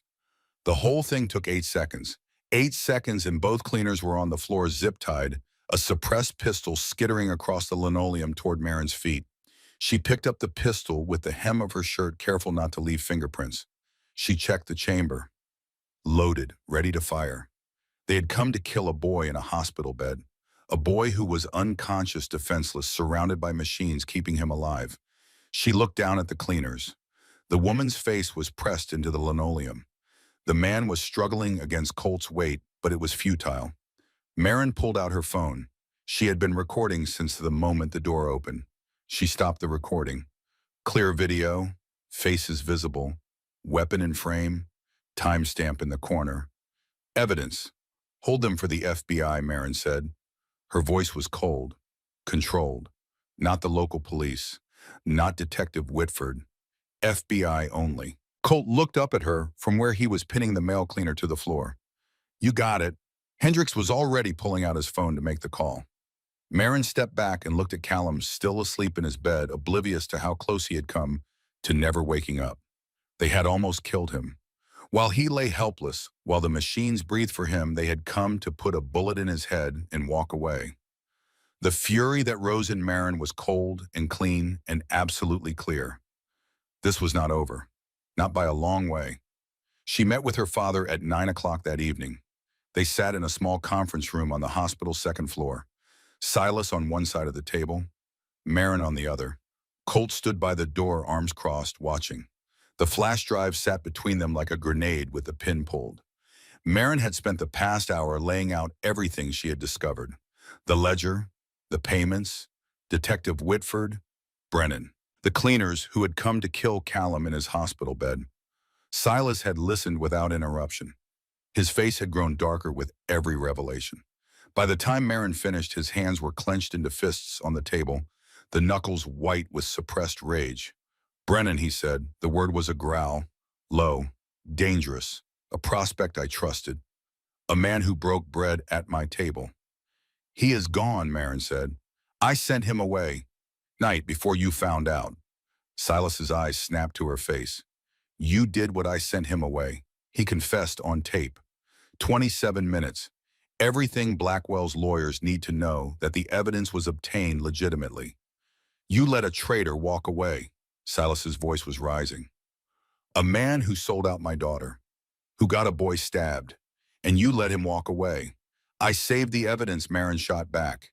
"If you had gotten your hands on him first, any confession would be worthless. Coerced, inadmissible. Blackwell's lawyers would tear it apart. That is not your call to make." "Yes, it is," Marin leaned forward. She met her father's eyes. She did not flinch. "You told me to be strong. You told me to think like a leader. You told me that the club survives because we are smarter than the people who want to destroy us. Well, I am being smart. I am thinking like a leader. And I am telling you that the way to destroy Desmond Blackwell is not with fists and shallow graves. It is with evidence. Clean evidence. Evidence that will put him in prison for the rest of his life." Silas stared at her. For a long moment, neither of them spoke. The silence in the room was thick enough to cut. Then slowly the fury in Silas's eyes began to fade. Something else took its place. Something that might have been pride. "What do you have in mind?" Marin tapped the flash drive. "This contains everything. The ledger, the shell companies, the money trail, but delivering it to the FBI is not enough. Blackwell will lawyer up. He will delay. He will destroy evidence and intimidate witnesses. By the time any case goes to trial, he will have covered his tracks. So what do? We make sure there is no time to cover tracks. We catch him in the act. We deliver him to the FBI with so much evidence that no lawyer in the world can get him off. How Marin smiled. It was not a pleasant smile. Rafferty. Decker, she corrected herself. We use Decker to lure Blackwell out of hiding. Silas raised an eyebrow. You think Blackwell will come himself? I think he has to. The flash drive is worth more than money to him. It is proof of every crime he has committed for the past 4 years. He cannot trust anyone else to retrieve it. He has to see it with his own eyes. And where do we catch him? Marin pulled out her phone. She had spent the afternoon studying satellite images and topographical maps. The old sawmill off Route 4, abandoned since 2003. 2 main buildings, clear sight lines, limited exits. Perfect for an ambush. An ambush! Silas's voice was flat. You are talking about a military operation. I am talking about justice. Marin met his eyes. We set the trap. We draw him in. And when he shows up, we do not kill him. We do not beat him. We document everything. Then we call the FBI and hand him over. Silas was silent for a long moment. Colt shifted by the door. What about his people? Colt asked. Blackwell does not travel alone. He has got private security. Ex-military, the kind of men who shoot first. We handle them, Marin said. Floodlights, beanbag rounds, non-lethal takedowns. Everyone goes home breathing. Everyone goes to prison, not to the morgue. Silas looked at her, really looked at her, as if he were seeing someone he had never met before. Beanbag rounds, he repeated. Callum did not stab anyone. Marin's voice cracked for the first time. He did not pull a gun. He did not throw anyone off a cliff. He walked into a fight with armed men carrying nothing but a dish rag. And he won. Not because he was stronger, because he was better. He was better than them. She paused. She took a breath. If we go out there and beat Decker to death or throw Blackwell in a river, we betray everything that boy represents. We prove that standing up for what is right does not matter. That in the end, the biggest fist wins. Silas was silent. The clock on the wall ticked. Somewhere in the distance, a monitor beeped. Non-lethal, Silas said finally. His voice was quiet, heavy. Fine. But if they shoot first, we finish it, Fair Marin said. Colt straightened by the door. I will assemble the team. Best shooters we have. Briggs, Hendricks, the nomads from Montana. Do it, Silas said. He looked at Marin. How do we get Blackwell to the sawmill? Decker, Marin said. We have him. He has been in custody since this afternoon. Silas's eyebrows rose. You have been busy. I have been motivated. Silas almost smiled. Almost, but not quite. All right, let us talk to Decker. They brought Decker to the conference room at 10 o'clock. He had been in the hospital basement for most of the day, watched over by 2 of Silas's most trusted men. His face was bruised from the fight at the diner. His wrists were zip-tied behind his back. But his dead eyes were dead still empty, still measuring everyone in the room like a predator, calculating the odds. Marin sat across from him. She laid out his options with the cold precision of a lawyer presenting evidence. Option 1, Decker refused to cooperate. In that case, he would be handed over to the FBI along with the flash drive and the video of the cleaners. He would be charged as a co-conspirator in attempted murder, conspiracy racketeering, and a dozen other federal crimes. 25 to life minimum. Option 2, Decker cooperated. He called Blackwell. He told him that he had the girl and the flash drive, that the situation was under control, that Blackwell needed to come to the sawmill at midnight to collect his property in person. In exchange for his cooperation, Marin would recommend leniency to the FBI, a reduced sentence, protective custody, a chance at something resembling a life. Decker listened. His dead eyes did not change, but something flickered behind them. Fear, maybe, or calculation, the gears of survival turning. Why should I trust you? Decker asked. His voice was flat, oily. Even now it made Marin's skin crawl. You should not, Marin said, but you should trust the math. If you do not cooperate, you go to prison for the rest of your life. If you do cooperate, you might get out in 10 years, maybe less. Decker was silent. The seconds ticked by. Then he laughed, the same cold, dry sound she remembered from the diner. All right, princess, you win. Give me a phone. Marin slid a burner phone across the table. Decker made the call. It took less than 3 minutes to convince Blackwell that the situation was under control. The girl was contained. The flash drive was secure. All Blackwell had to do was come to the sawmill at midnight and collect his property. Blackwell agreed. Marin ended the recording she had been making of the call. More evidence, more documentation, another nail in the coffin. Decker smiled at her with his dead eyes. "You are good at this," he said. "Too good for a little princess playing gangster." Marin stood up from the table. "I am not playing." She walked out of the room without looking back. At 11 o'clock, the convoy left the hospital.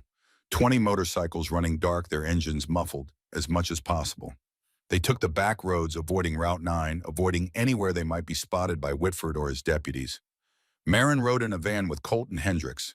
She had insisted on being there. Silas had argued. She had won. This was her operation. She was going to see it through. The old Pinewood sawmill sat on a high bluff overlooking the Deschutes River fork, a skeletal ruin of rusted corrugated metal and rotting timber that had been surrendering to the Oregon elements for 2 decades.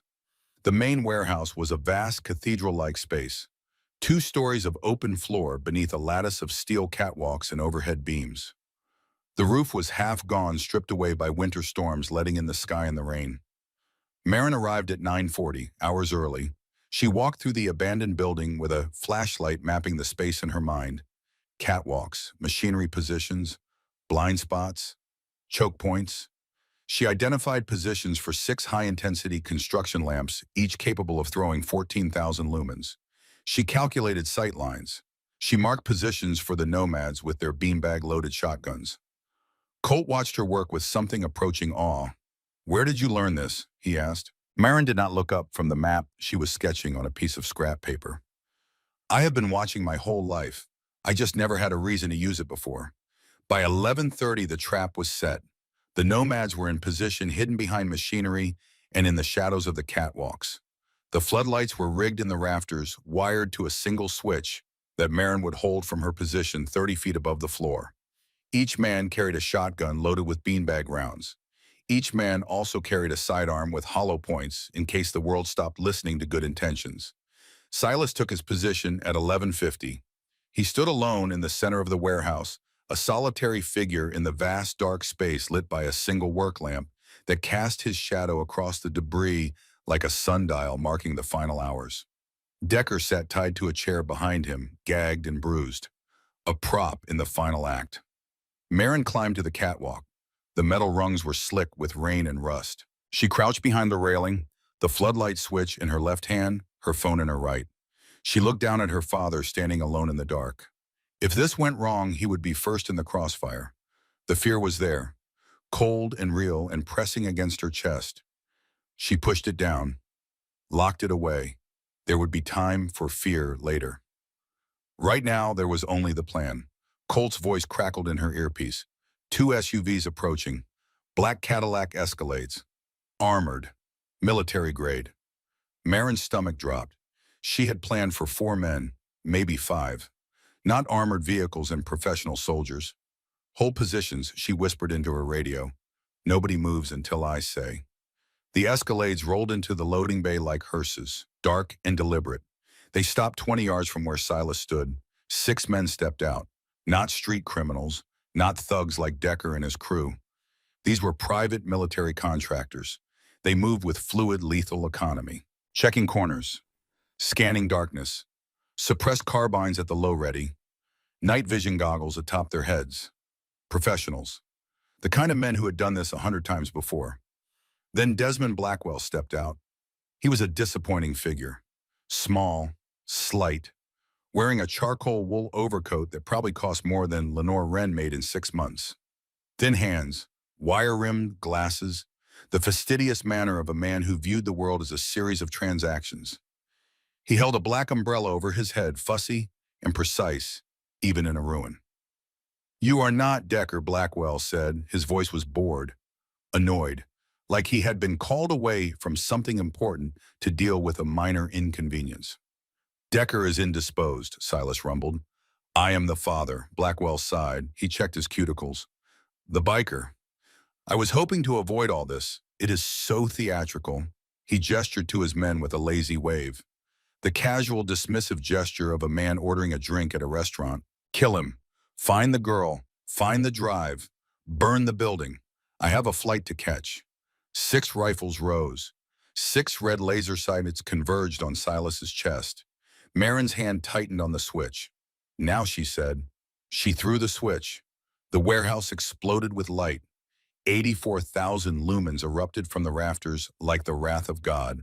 The warehouse transformed in an instant from darkness to blinding white. 6 construction lamps, each capable of illuminating a football field, poured concentrated light directly downward onto the killing floor, where Desmond Blackwell and his mercenaries stood. The effect was immediate and devastating. The mercenaries had adjusted their eyes to near total darkness. They had been operating on instinct, and training their pupils dilated their night vision goggles ready to deploy at the first sign of trouble. The wall of light that hit them was physically painful. 2 stumbled backward, hands flying to their faces. One dropped to a knee, his carbine swinging wildly. Another ripped off his night vision goggles, which had caught the reflected glare, and turned into instruments of additional disorientation. Marin watched from the catwalk, her hand still on the switch, her heart hammering against her ribs. The plan was working. For exactly 3 seconds, the plan was working perfectly. Then the mercenaries adapted. These were not street criminals. These were not thugs who had learned to fight in bar brawls and back alleys. These were combat veterans, men who had served in war zones where adaptation meant survival and hesitation meant death. Their training kicked in through the shock, overriding pain and confusion with muscle memory and discipline. 2 of them dropped behind the armored escalades and began returning fire. Controlled, aimed bursts. The suppressed carbines made a sound like angry whispers, sharp cracks that echoed through the vast space and sent sparks flying from the steel machinery. The nomads moved from their positions, emerging from behind rusted equipment and shadowed corners. Hendricks came around a massive bandsaw housing his shotgun up and fired 2 beanbag rounds at the nearest mercenary. The rounds caught the man square in the chest, and he went down hard, gasping. The wind knocked out of him. But the mercenaries were spreading out, finding cover, turning the ambush into a firefight. A burst of suppressed fire stitched across the catwalk railing 10 feet from where Marin crouched. She threw herself flat, pressing her body against the wet metal grating, her phone skittering across the catwalk and disappearing through a gap in the railing. Below her, chaos unfolded. Briggs, the former Marine Corps sniper, was advancing along the east wall when a round caught him in the thigh. She heard the cry of pain, saw him go down, saw him drag himself behind a steel column with blood soaking through his jeans. His jaw was clenched, his hands pressing against the wound, but he was still moving, still fighting. Silas charged a mercenary who had come around the escalade. 240 pounds of fury propelled by a lifetime of violence and a father's rage.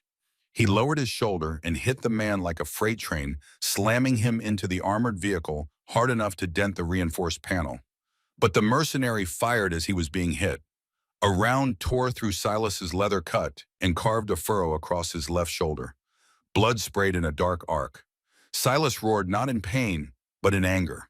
He grabbed the stunned mercenary by the tactical vest and hurled him into the concrete floor with bone-cracking force. Marin watched her father fighting, bleeding, and felt the plan slipping away from her. This was not supposed to happen. The lights were supposed to blind them long enough for the nomads to move in and end it quickly. Beanbag rounds, zip ties, no casualties. But Briggs was bleeding, Silas was bleeding, and 2 mercenaries had found cover behind a concrete pillar near the loading bay, laying down disciplined fire that had Colt and 2 other nomads pinned behind a rusted bandsaw housing. The situation was stuck. A stalemate in a fight that needed to end fast. Marin looked around desperately. The catwalk gave her a view of the entire warehouse floor, but it also made her a target. If one of the mercenaries looked up, if they realized she was the one controlling the lights, she would be dead in the seconds. Then she saw it. The 2 mercenaries behind the concrete pillar were directly below her position on the catwalk. They were focused on the nomads in front of them, trading fire, keeping their attention on the threats they could see. They did not know she was above them. Marin crawled along the wet metal grating, moving slowly, silently, keeping her body low. The catwalk groaned softly under her weight, but the sound was lost in the chaos of the firefight below. She reached the nearest floodlight. The housing was hot, radiating heat through the metal casing. She grabbed it with both hands, ignoring the burn, and twisted. The beam swung across the warehouse wall and hit the two mercenaries full in the face from their unprotected flank. They flinched. One raised his arm to shield his eyes. A half-second opening. Colt came around the pillar like a landslide, clotheslining the first mercenary with a forearm that dropped him instantly.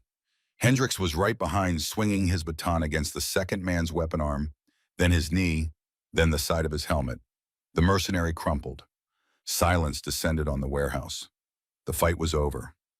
Less than 90 seconds from start to finish, but it had felt like an hour. Marin scrambled down the catwalk ladder, her hands slick with sweat and rust. She hit the warehouse floor at a run, her boots splashing through puddles of rainwater that had leaked through the ruined roof. "Briggs," she said into her radio. "Status, through and through." Colt's voice came back steady despite the chaos. "Missed the artery. He is going to make it, but he needs a hospital. Now, get him out. Take the van. Go." Two nomads were already lifting Briggs between them, carrying him toward the loading bay. He was conscious, his jaw clenched against the pain, one hand raised in a fist as he passed the other men. A salute, still fighting. The nomads returned the gesture as Briggs disappeared into the darkness outside. Marin watched him go and felt the weight of command settle into her bones. She had ordered men into a fight. One of them was bleeding because of her plan. That weight would never fully lift. She would carry it for the rest of her life. But she did not have time to dwell on it. Not yet. She turned to find her father. Silas was standing over Desmond Blackwell, who had not run, had not fought, had simply stood beside his Escalade in paralyzed disbelief as his entire security team was dismantled around him. His expensive overcoat was spattered with rain and concrete dust. His wire-rimmed glasses were crooked on his face. His umbrella lay forgotten in a puddle. He looked like a man whose world had been rearranged without his permission. Silas grabbed him by the collar of his overcoat and lifted him off his feet. Blackwell tried to speak. His voice came out as a squeak. "You cannot do this. I have immunity. I have files. I know people." "Shut up," Silas said. Not loudly, just final. He dragged Blackwell across the warehouse floor through the loading bay doors out into the rain. Marin followed. The night air was cold and wet and smelled of pine and rotting wood. The rain had not stopped. It streamed down in silver sheets, catching the glow of the work lights inside the warehouse and turning the world into a study in gray and shadow. Silas dragged Blackwell to the edge of the bluff. The Deschutes River fork churned 80 feet below, swollen by days of rain. The water was dark and fast and merciless. The sound of it rose up through the darkness, a constant churning roar that seemed to come from everywhere at once. The drop was sheer.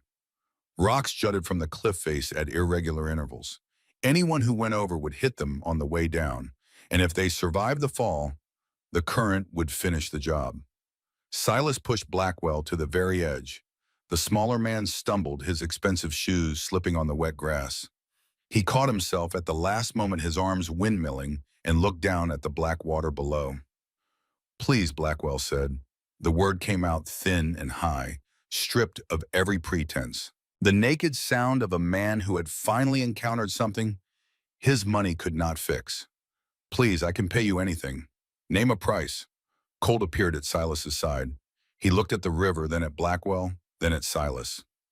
"River is deep," Colt said quietly. "Current is fast. Nobody would ever find him." Silas stood at the edge of the bluff. Rain streamed down his face, mixing with the blood that was still seeping from the wound on his shoulder. His beard was plastered to his skin. His eyes were dark with a fury that Marin had never seen before. He looked at the man who had sent killers after his daughter, the man who had ordered a 16-year-old girl brought in or killed over a flash drive, the man whose greed had put a knife in the side of a 17-year-old kid who was guilty of nothing except courage. He thought about the river. He thought about how easy it would be. One push, a short fall, the cold water and the current. No body, no trial, no lawyers, no appeals. Just gravity and the river and the rain washing everything clean. The old Silas would have done it. The man he had been 5 years ago, 10 years ago, would not have hesitated. Blood for blood. The books balanced with a body. That was the code. That was the way the world worked when you lived outside the lines. One push. That was all it would take. Then he heard the footsteps behind him. Light footsteps, quick and sure, splashing through the puddles. Marin appeared at the edge of the loading bay. She was soaked, her short hair plastered to her forehead, her face pale in the rain. She had a cut on her palm from the floodlight housing. Blood was running between her fingers, mixing with the rainwater, dripping onto the muddy ground. She walked toward her father. She did not run. She did not shout. She walked with the measured, deliberate pace of someone who knew exactly what she was about to do and exactly why. She stopped 3 feet from the edge. Daddy. Silas did not look at her. His jaw was locked. His muscles were rigid. The rain ran into his eyes and down his beard. Daddy, look at me. He turned his head, just enough to see her. Marin met his eyes. The boy in that hospital, she said. Her voice was steady despite the rain, despite the cold, despite everything. He did not kill anyone. He did not break any bones. He did not throw anyone off a cliff. He walked into a fight with armed men carrying nothing but a dish rag, and he won. Not because he was stronger, because he was better. He was better than them, and he was better than this. She gestured at the scene around them, the bluff, the river, the weeping man at the edge. If you throw him off that cliff, you prove every person who ever called you a thug, right? Every cop, every prosecutor, every reporter who said the Steel Angels are just criminals with motorcycles. You proved them all right. Silas's grip on Blackwell's collar tightened. His knuckles were white. And you proved Callum wrong, Marin continued. You proved that standing up, doing the right thing, bleeding for a stranger, none of it matters. Because in the end, the biggest fist wins. In the end, the man with the most muscle gets to decide who lives and who dies. And if that is true, then what Callum did was pointless. He almost died for nothing. Silas stared at her. His eyes were burning. Not from the rain, from something deeper, something tearing through walls he had built over decades. He ordered them to kill you. His voice was raw, broken in places he did not know could break. He sat in his car and said the words, "Kill her, like you were nothing, like my baby girl was a line item on a ledger." "I know," Marin said, her voice cracked, just slightly, but she held his gaze. "And that is why this has to go to court. That is why the world has to hear those words.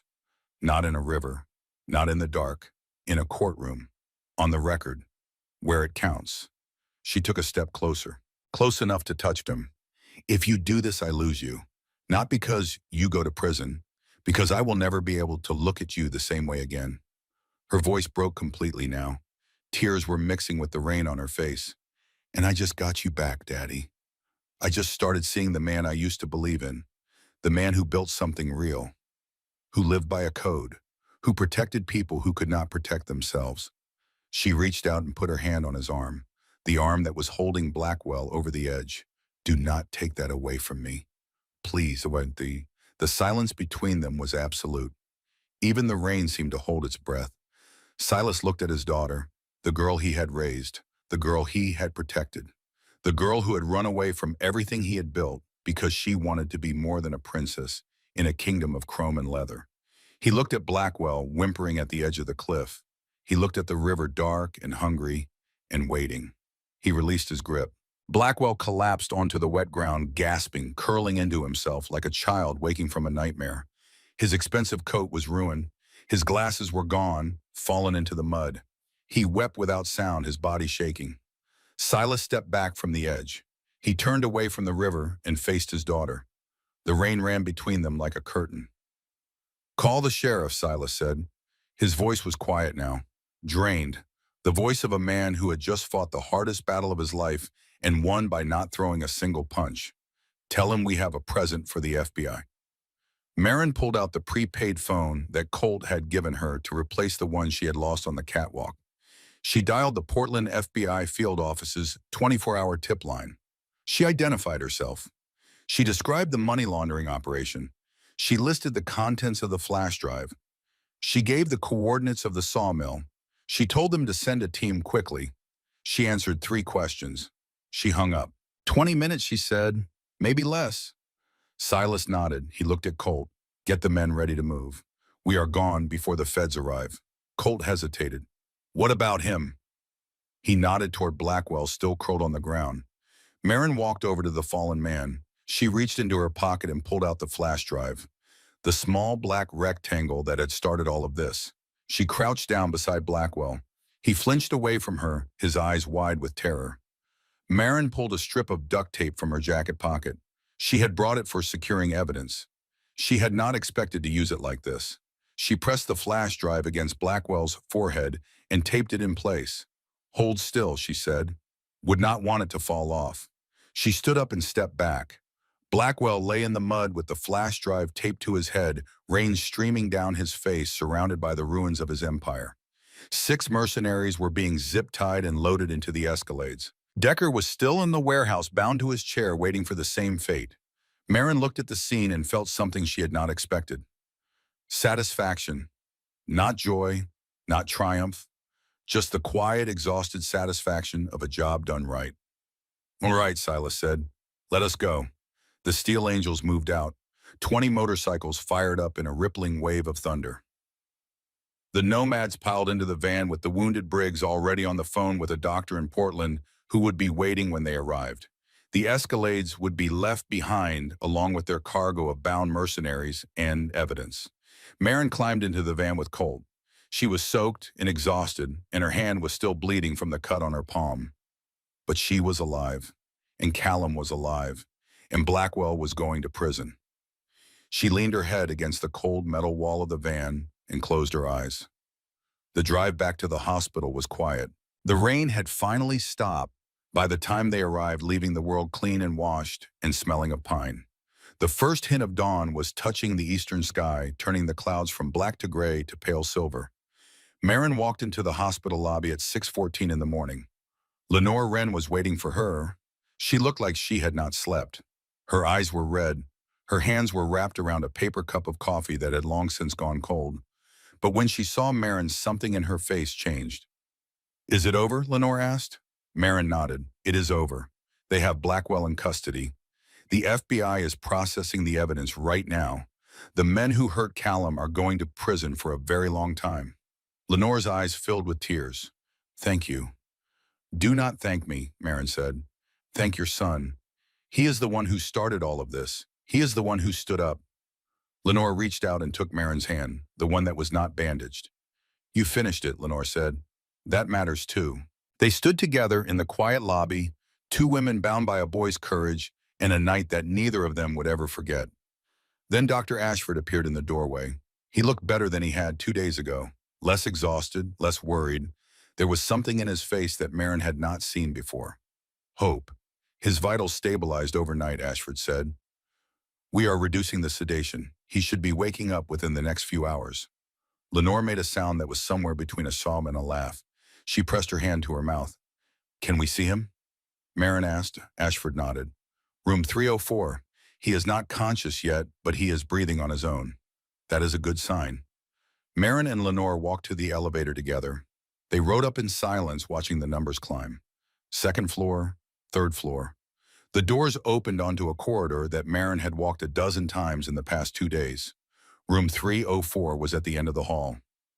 The door was open. Sunlight was streaming through the window, casting golden rectangles across the white sheets and the white walls. The monitors were still beeping, but the rhythm had changed. Stronger, more regular. The rhythm of a body that was healing. Callum Wren lay in the bed, his face peaceful, his chest rising and falling with breaths that were his own. Marin pulled a chair close to the bed. She sat down. She took his hand, and she waited. He woke at 9:17 in the morning. The first thing Callum saw was the ceiling. White acoustic tiles dotted with tiny holes lit by sunlight instead of fluorescent panels. The second thing he noticed was the beeping, softer now, more distant. The third thing was the pain still there but muted, wrapped in cotton by the drugs flowing through his IV. He tried to move. His body protested immediately. Easy, a voice, soft, urgent, familiar in a way he could not immediately place. "Do not try to move. You have got about 40 stitches and a missing spleen. The doctor said you are supposed to lie still for at least another week." Callum blinked. He turned his head slowly, carefully, and saw her. Marin was sitting on the wide windowsill, one knee pulled to her chest. She looked different from the girl who had walked into the diner 4 nights ago. The oversized leather jacket was draped over a chair, cleaned, but still carrying a faint shadow of rust brown that no amount of detergent could fully erase. She wore a gray hoodie instead, soft and worn. Her short hair was pulled back. Her storm cloud blue eyes were fixed on him with an intensity that made the room feel very small. "You are okay," Callum said. It was not a question.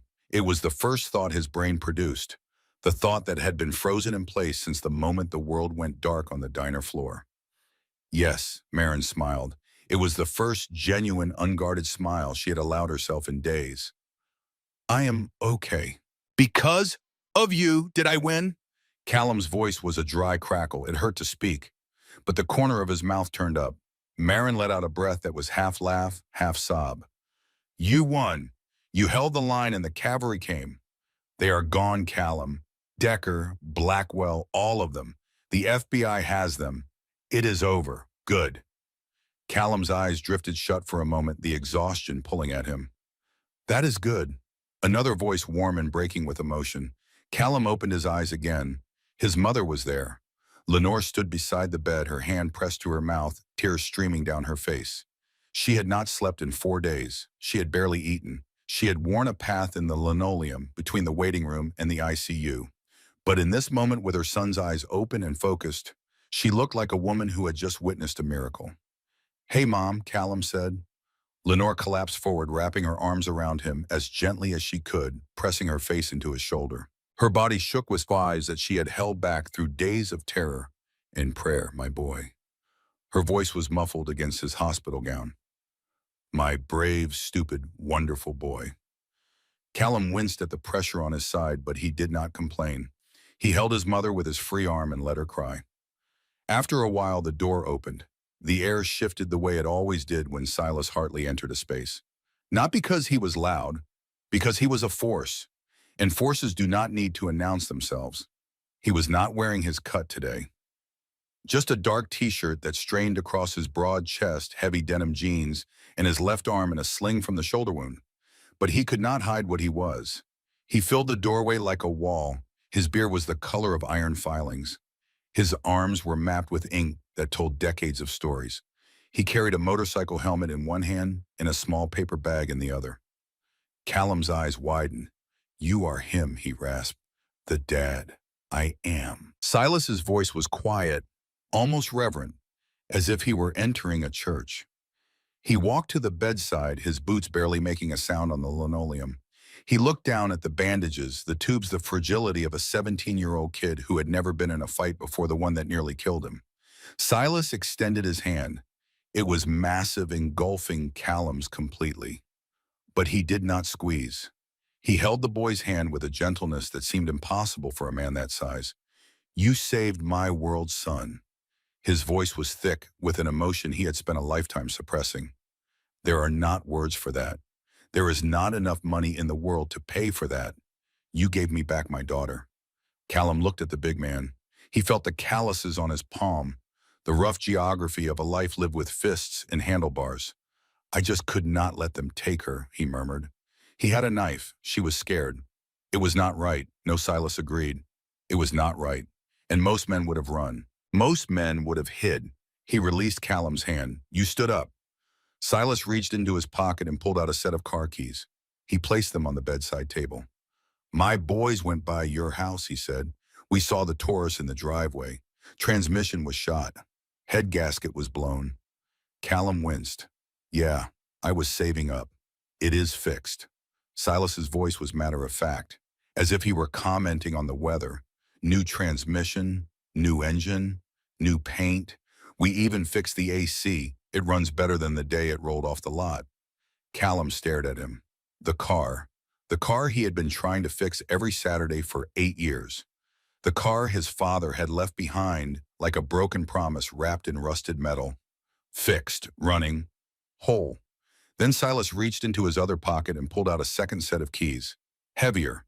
The key fob bore the silver shield of Harley Davidson. "I figured a young man who stared down a knife deserves something with a little more soul," Silas said. "Something that understands the wind." He placed the keys in Callum's palm. "There is a 2024 Iron 883 Sportster in your garage. Matte black, custom exhaust, paid in full, insurance and registration handled." Callum looked at the keys in his hand. His throat was tight. His eyes were burning. I cannot accept this, he whispered. You are not accepting a gift, Callum. Silas's tone shifted, from warm to solemn. You are accepting a tribute. He looked at Lenore, who was watching from the other side of the bed, her eyes wide with disbelief. We set up a trust in your name this morning, Silas said. Full ride, tuition books, housing, engineering school, medical school, whatever you choose. The Steel Angels are picking up the tab. Lenore covered her mouth with both hands. A sound escaped her that was somewhere between a gasp and a prayer. Mr. Hartley, you do not have to. I do. Silas cut her off gently. His voice was firm but kind. He bled for my family, Mrs. Wren. My family will sweat for his. That is the code. He turned back to Callum. You are family now, kid. You understand. You have brothers in every state. You ever have trouble, you ever feel unsafe, you ever need anything at all, you make one call and we answer. Callum looked at his mother. She was radiant. Her exhaustion and grief had been transformed into a pride so fierce it seemed to fill the room with light. He looked at Marin, still sitting on the windowsill, watching with a smile that reached her eyes for the first time since they had met. For the first time in his life, Callum Wren, the invisible boy from Pinewood, the background character in his own story, felt seen. He felt valued. He felt like he mattered. Thank you, Callum whispered. Silas stepped back. He gave the boy a sharp, respectful nod. The kind of nod a commanding officer gives a soldier who has proved himself under fire. No, Silas said. Thank you. He walked toward the door. He paused in the frame, looked back at Marin, and something passed between them. A question asked and answered without words. Then he walked out his boots, heavy on the linoleum, leaving the door open behind him. Marin sat with Callum for a while after her father left.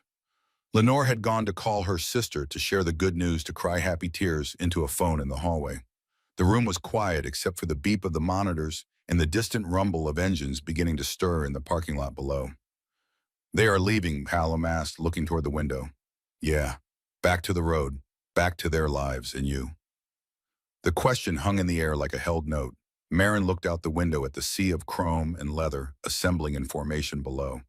She could see her father's Road King, gleaming black in the morning sun, waiting at the head of the column. She could go with them. She could ride home, back to Reno, back to the clubhouse, back to the life she had been born into. Her father would welcome her. The club would celebrate. She would be the president's daughter again, shielded, protected, untouchable. Or she could choose something else. I am not going with them, Marin said quietly. Callum looked at her. I am going to stay here for a while. Help your mom while you recover. Get my feet under me. She paused. I'm going to enroll in school, finish my diploma, apply to college. College, Callum blinked. For what law? Marin said the word and it felt right in her mouth, solid and true, like a key turning in a lock. I spent my whole life watching people solve problems with fists and money and fear. I want to learn how to solve them with words, with evidence, with the law. She looked at him, and there was something luminous in her expression, a clarity that came not from desperation but from conviction. You changed something, Callum. You did not throw a punch. You did not pull a weapon. You stood in front of a girl with a dish rag and said no. And that was enough. That was more powerful than 200 motorcycles toward motorcycles. She smiled. I want to spend the rest of my life being that kind of powerful. Callum was quiet for a long moment. Then he smiled, a real smile, wide enough to crease his pale cheeks and make the pain in his side feel very far away. Law school, he said. That is going to make your dad's head explode. Marin laughed, a real laugh, sudden and bright and surprised. The laugh of a girl who had forgotten she was capable of it. He will survive. He is tough. A knock at the door, soft. Colt stood there holding a black leather vest. He handed it to Marin without a word and walked away.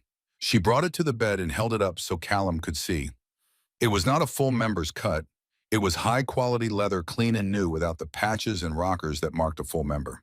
But on the left breast, a single patch was stitched in white thread against the black leather, protected by the Steel Angels. My dad left this for you, Marin said.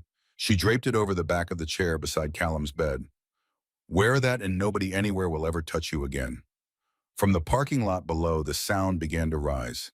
It started as a low rumble, like the first tremor of an earthquake, vibrating through the walls and the floor and the glass. Then it grew, building in layers, engine after engine joining the chorus until the sound was a living, breathing force that shook the pictures on the walls and made the water in the pitcher on Callum's bedside table tremble. 200 engines roared to life in unison. Marin walked to the window and looked down. The formation was perfect. 3 abreast, stretching back through the parking lot and onto the street, a river of blackened chrome flowing toward the highway. At the head, her father's Road King rumbled with deep, unmistakable authority. She placed her hand against the glass. She could feel the vibration through her palm, through her bones. Silas did not look up. He did not wave. He kicked his bike into gear, and the column moved. 200 machines rolling in perfect formation, their pipes singing a song that the town of Pinewood would talk about for generations. They rolled down Elm Street, past the hospital, past the diner that was still closed behind yellow police tape, past the hardware store and the barber shop and the church. They turned onto Route 9 and headed for the highway. The sound of their engines faded slowly like thunder rolling away after a storm. Marin watched until the last taillight disappeared beyond the ridge. Then she turned back to the room. Callum was watching her. His eyes were heavy with exhaustion, but they were warm. "You really are not going," he said. "No." Marin sat back down on the windowsill. She pulled her knee to her chest. "I am done running, Callum. I am done hiding. I am done being someone else's story." She looked out the window at the empty road, at the quiet town settling back into its ordinary rhythm, at the pale October sun climbing above the ridge and spilling golden light across the valley. "This is where I start my own." The legend of Pinewood spread the way all great stories do, in whispers at first, then in louder voices, then in the kind of full-throated telling that happens in diners and barbershops and around campfires when the night is long and the audience is willing. They told the story of the boy who stepped between a girl and a knife with nothing but a dish rag and his own 2 feet. They told the story of the girl who called an army but commanded it with her conscience. They told the story of the father who knelt before a cleaning lady and chose the law over the river. And they told the story of the night that 200 engines shook a town awake and reminded it what thunder sounds like when it comes to answer courage. Callum Wren made a full recovery. He graduated from Pinewood High School with honors. He enrolled in engineering school at Oregon State on the Steel Angels Scholarship, and he graduated at the top of his class. He eventually opened his own restoration shop in Portland, specializing in classic American muscle cars and vintage motorcycles. The matte black iron 883 Sportster sat in the front window of his shop for years, polished and gleaming, a reminder he never needed to explain to anyone. The Ford Taurus his father had left behind ran for another 100,000 miles before Callum finally retired it to the back of the shop. Not because it was broken, but because it had done its job. It had taught him that some things are worth fixing, even when the world tells you to give up. Marin Hartley finished high school in Pinewood. She graduated valedictorian. She went to college at Stanford, then law school at Berkeley. She passed the bar on her first attempt. She never wore the leather again, but she kept a photograph of her father in her office next to a framed menu from Rosie's Diner, the one with the coffee ring stain and the ketchup smear that might have been ketchup and might have been something else. She specialized in federal prosecution, and in her first year as an assistant district attorney, she helped bring down a corruption ring that spanned 3 states. The flash drive had been the first domino. She made sure it was not the last. Opa. Detective Raymond Whitford was among the 19 law enforcement officers indicted in the federal sweep that followed the Blackwell case. He pleaded guilty to 12 counts of public corruption and was sentenced to 14 years in a federal penitentiary. He never set foot in Pinewood again. Briggs, the former Marine sniper, recovered fully from his leg wound. He rode with the Steel Angels for another decade before retiring to a cabin in Montana with a German shepherd named Buckshot and a view of the mountains that stretched all the way to the horizon. He never talked about the sawmill, but on certain nights when the wind was right and the stars were out, he would sit on his porch and listen to the silence, and he would remember the sound of a 16-year-old girl's voice crackling through a cheap radio, the word that saved a dozen lives. Now, Silas Hartley continued to lead the Steel Angels for another decade. He never spoke publicly about what happened in Pinewood, but those closest to him noticed a change after that October. He was quieter, more deliberate. He still commanded with authority, but the authority had shifted. From the gravity of a man who could destroy to the gravity of a man who chose not to. He visited Pinewood once a year, always in October, always alone. He would park his Road King outside Rosie's Diner, which had reopened under new management with a fresh coat of paint and a working neon sign. And he would sit in the booth where Callum had served coffee to a girl with storm cloud eyes. He would drink his coffee, black, and leave $100 tip on the table. He never explained why. He did not need to. Desmond Blackwell was convicted on 47 federal counts, including money laundering, conspiracy, corruption of public officials, and ordering the attempted murder of a minor. He was sentenced to life without parole. In his sentencing hearing, the judge noted that the evidence against him was among the most comprehensive and cleanly documented he had ever seen. He did not know that the documentation had been managed by a 16-year-old girl standing in a hospital corridor over two disarmed assassins, calmly dictating chain of custody protocols to a man with a scar from his ear to his chin. Lenore Wren quit her second job. She did not need it anymore. She spent her mornings tending a small garden in her backyard and her afternoons volunteering at the hospital where her son had nearly died and been reborn. She never fully understood the world that had descended on her town that October. The chrome and the leather and the men who knelt before her and called her son a hero. But she understood the result. Her boy was alive. Her bills were paid.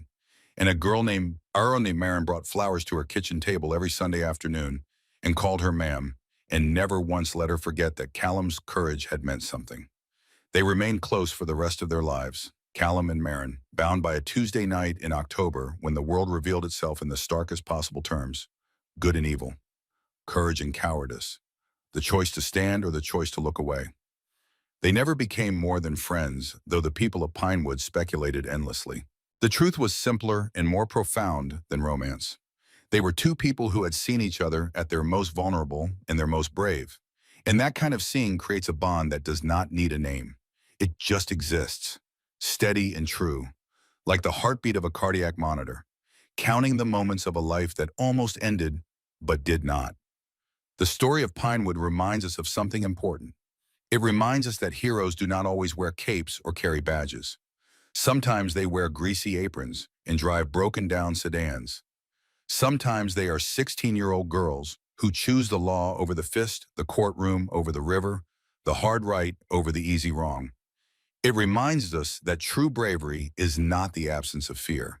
It is the decision to stand your ground when every nerve in your body is screaming at you to run. And most of all, it reminds us that loyalty, real loyalty, the kind that bleeds and bruises and holds the line, is a currency more valuable than all the gold in the world. In room 304, where a cardiac monitor once counted the fragile heartbeats of a boy who refused to back down, the memory of courage lived on.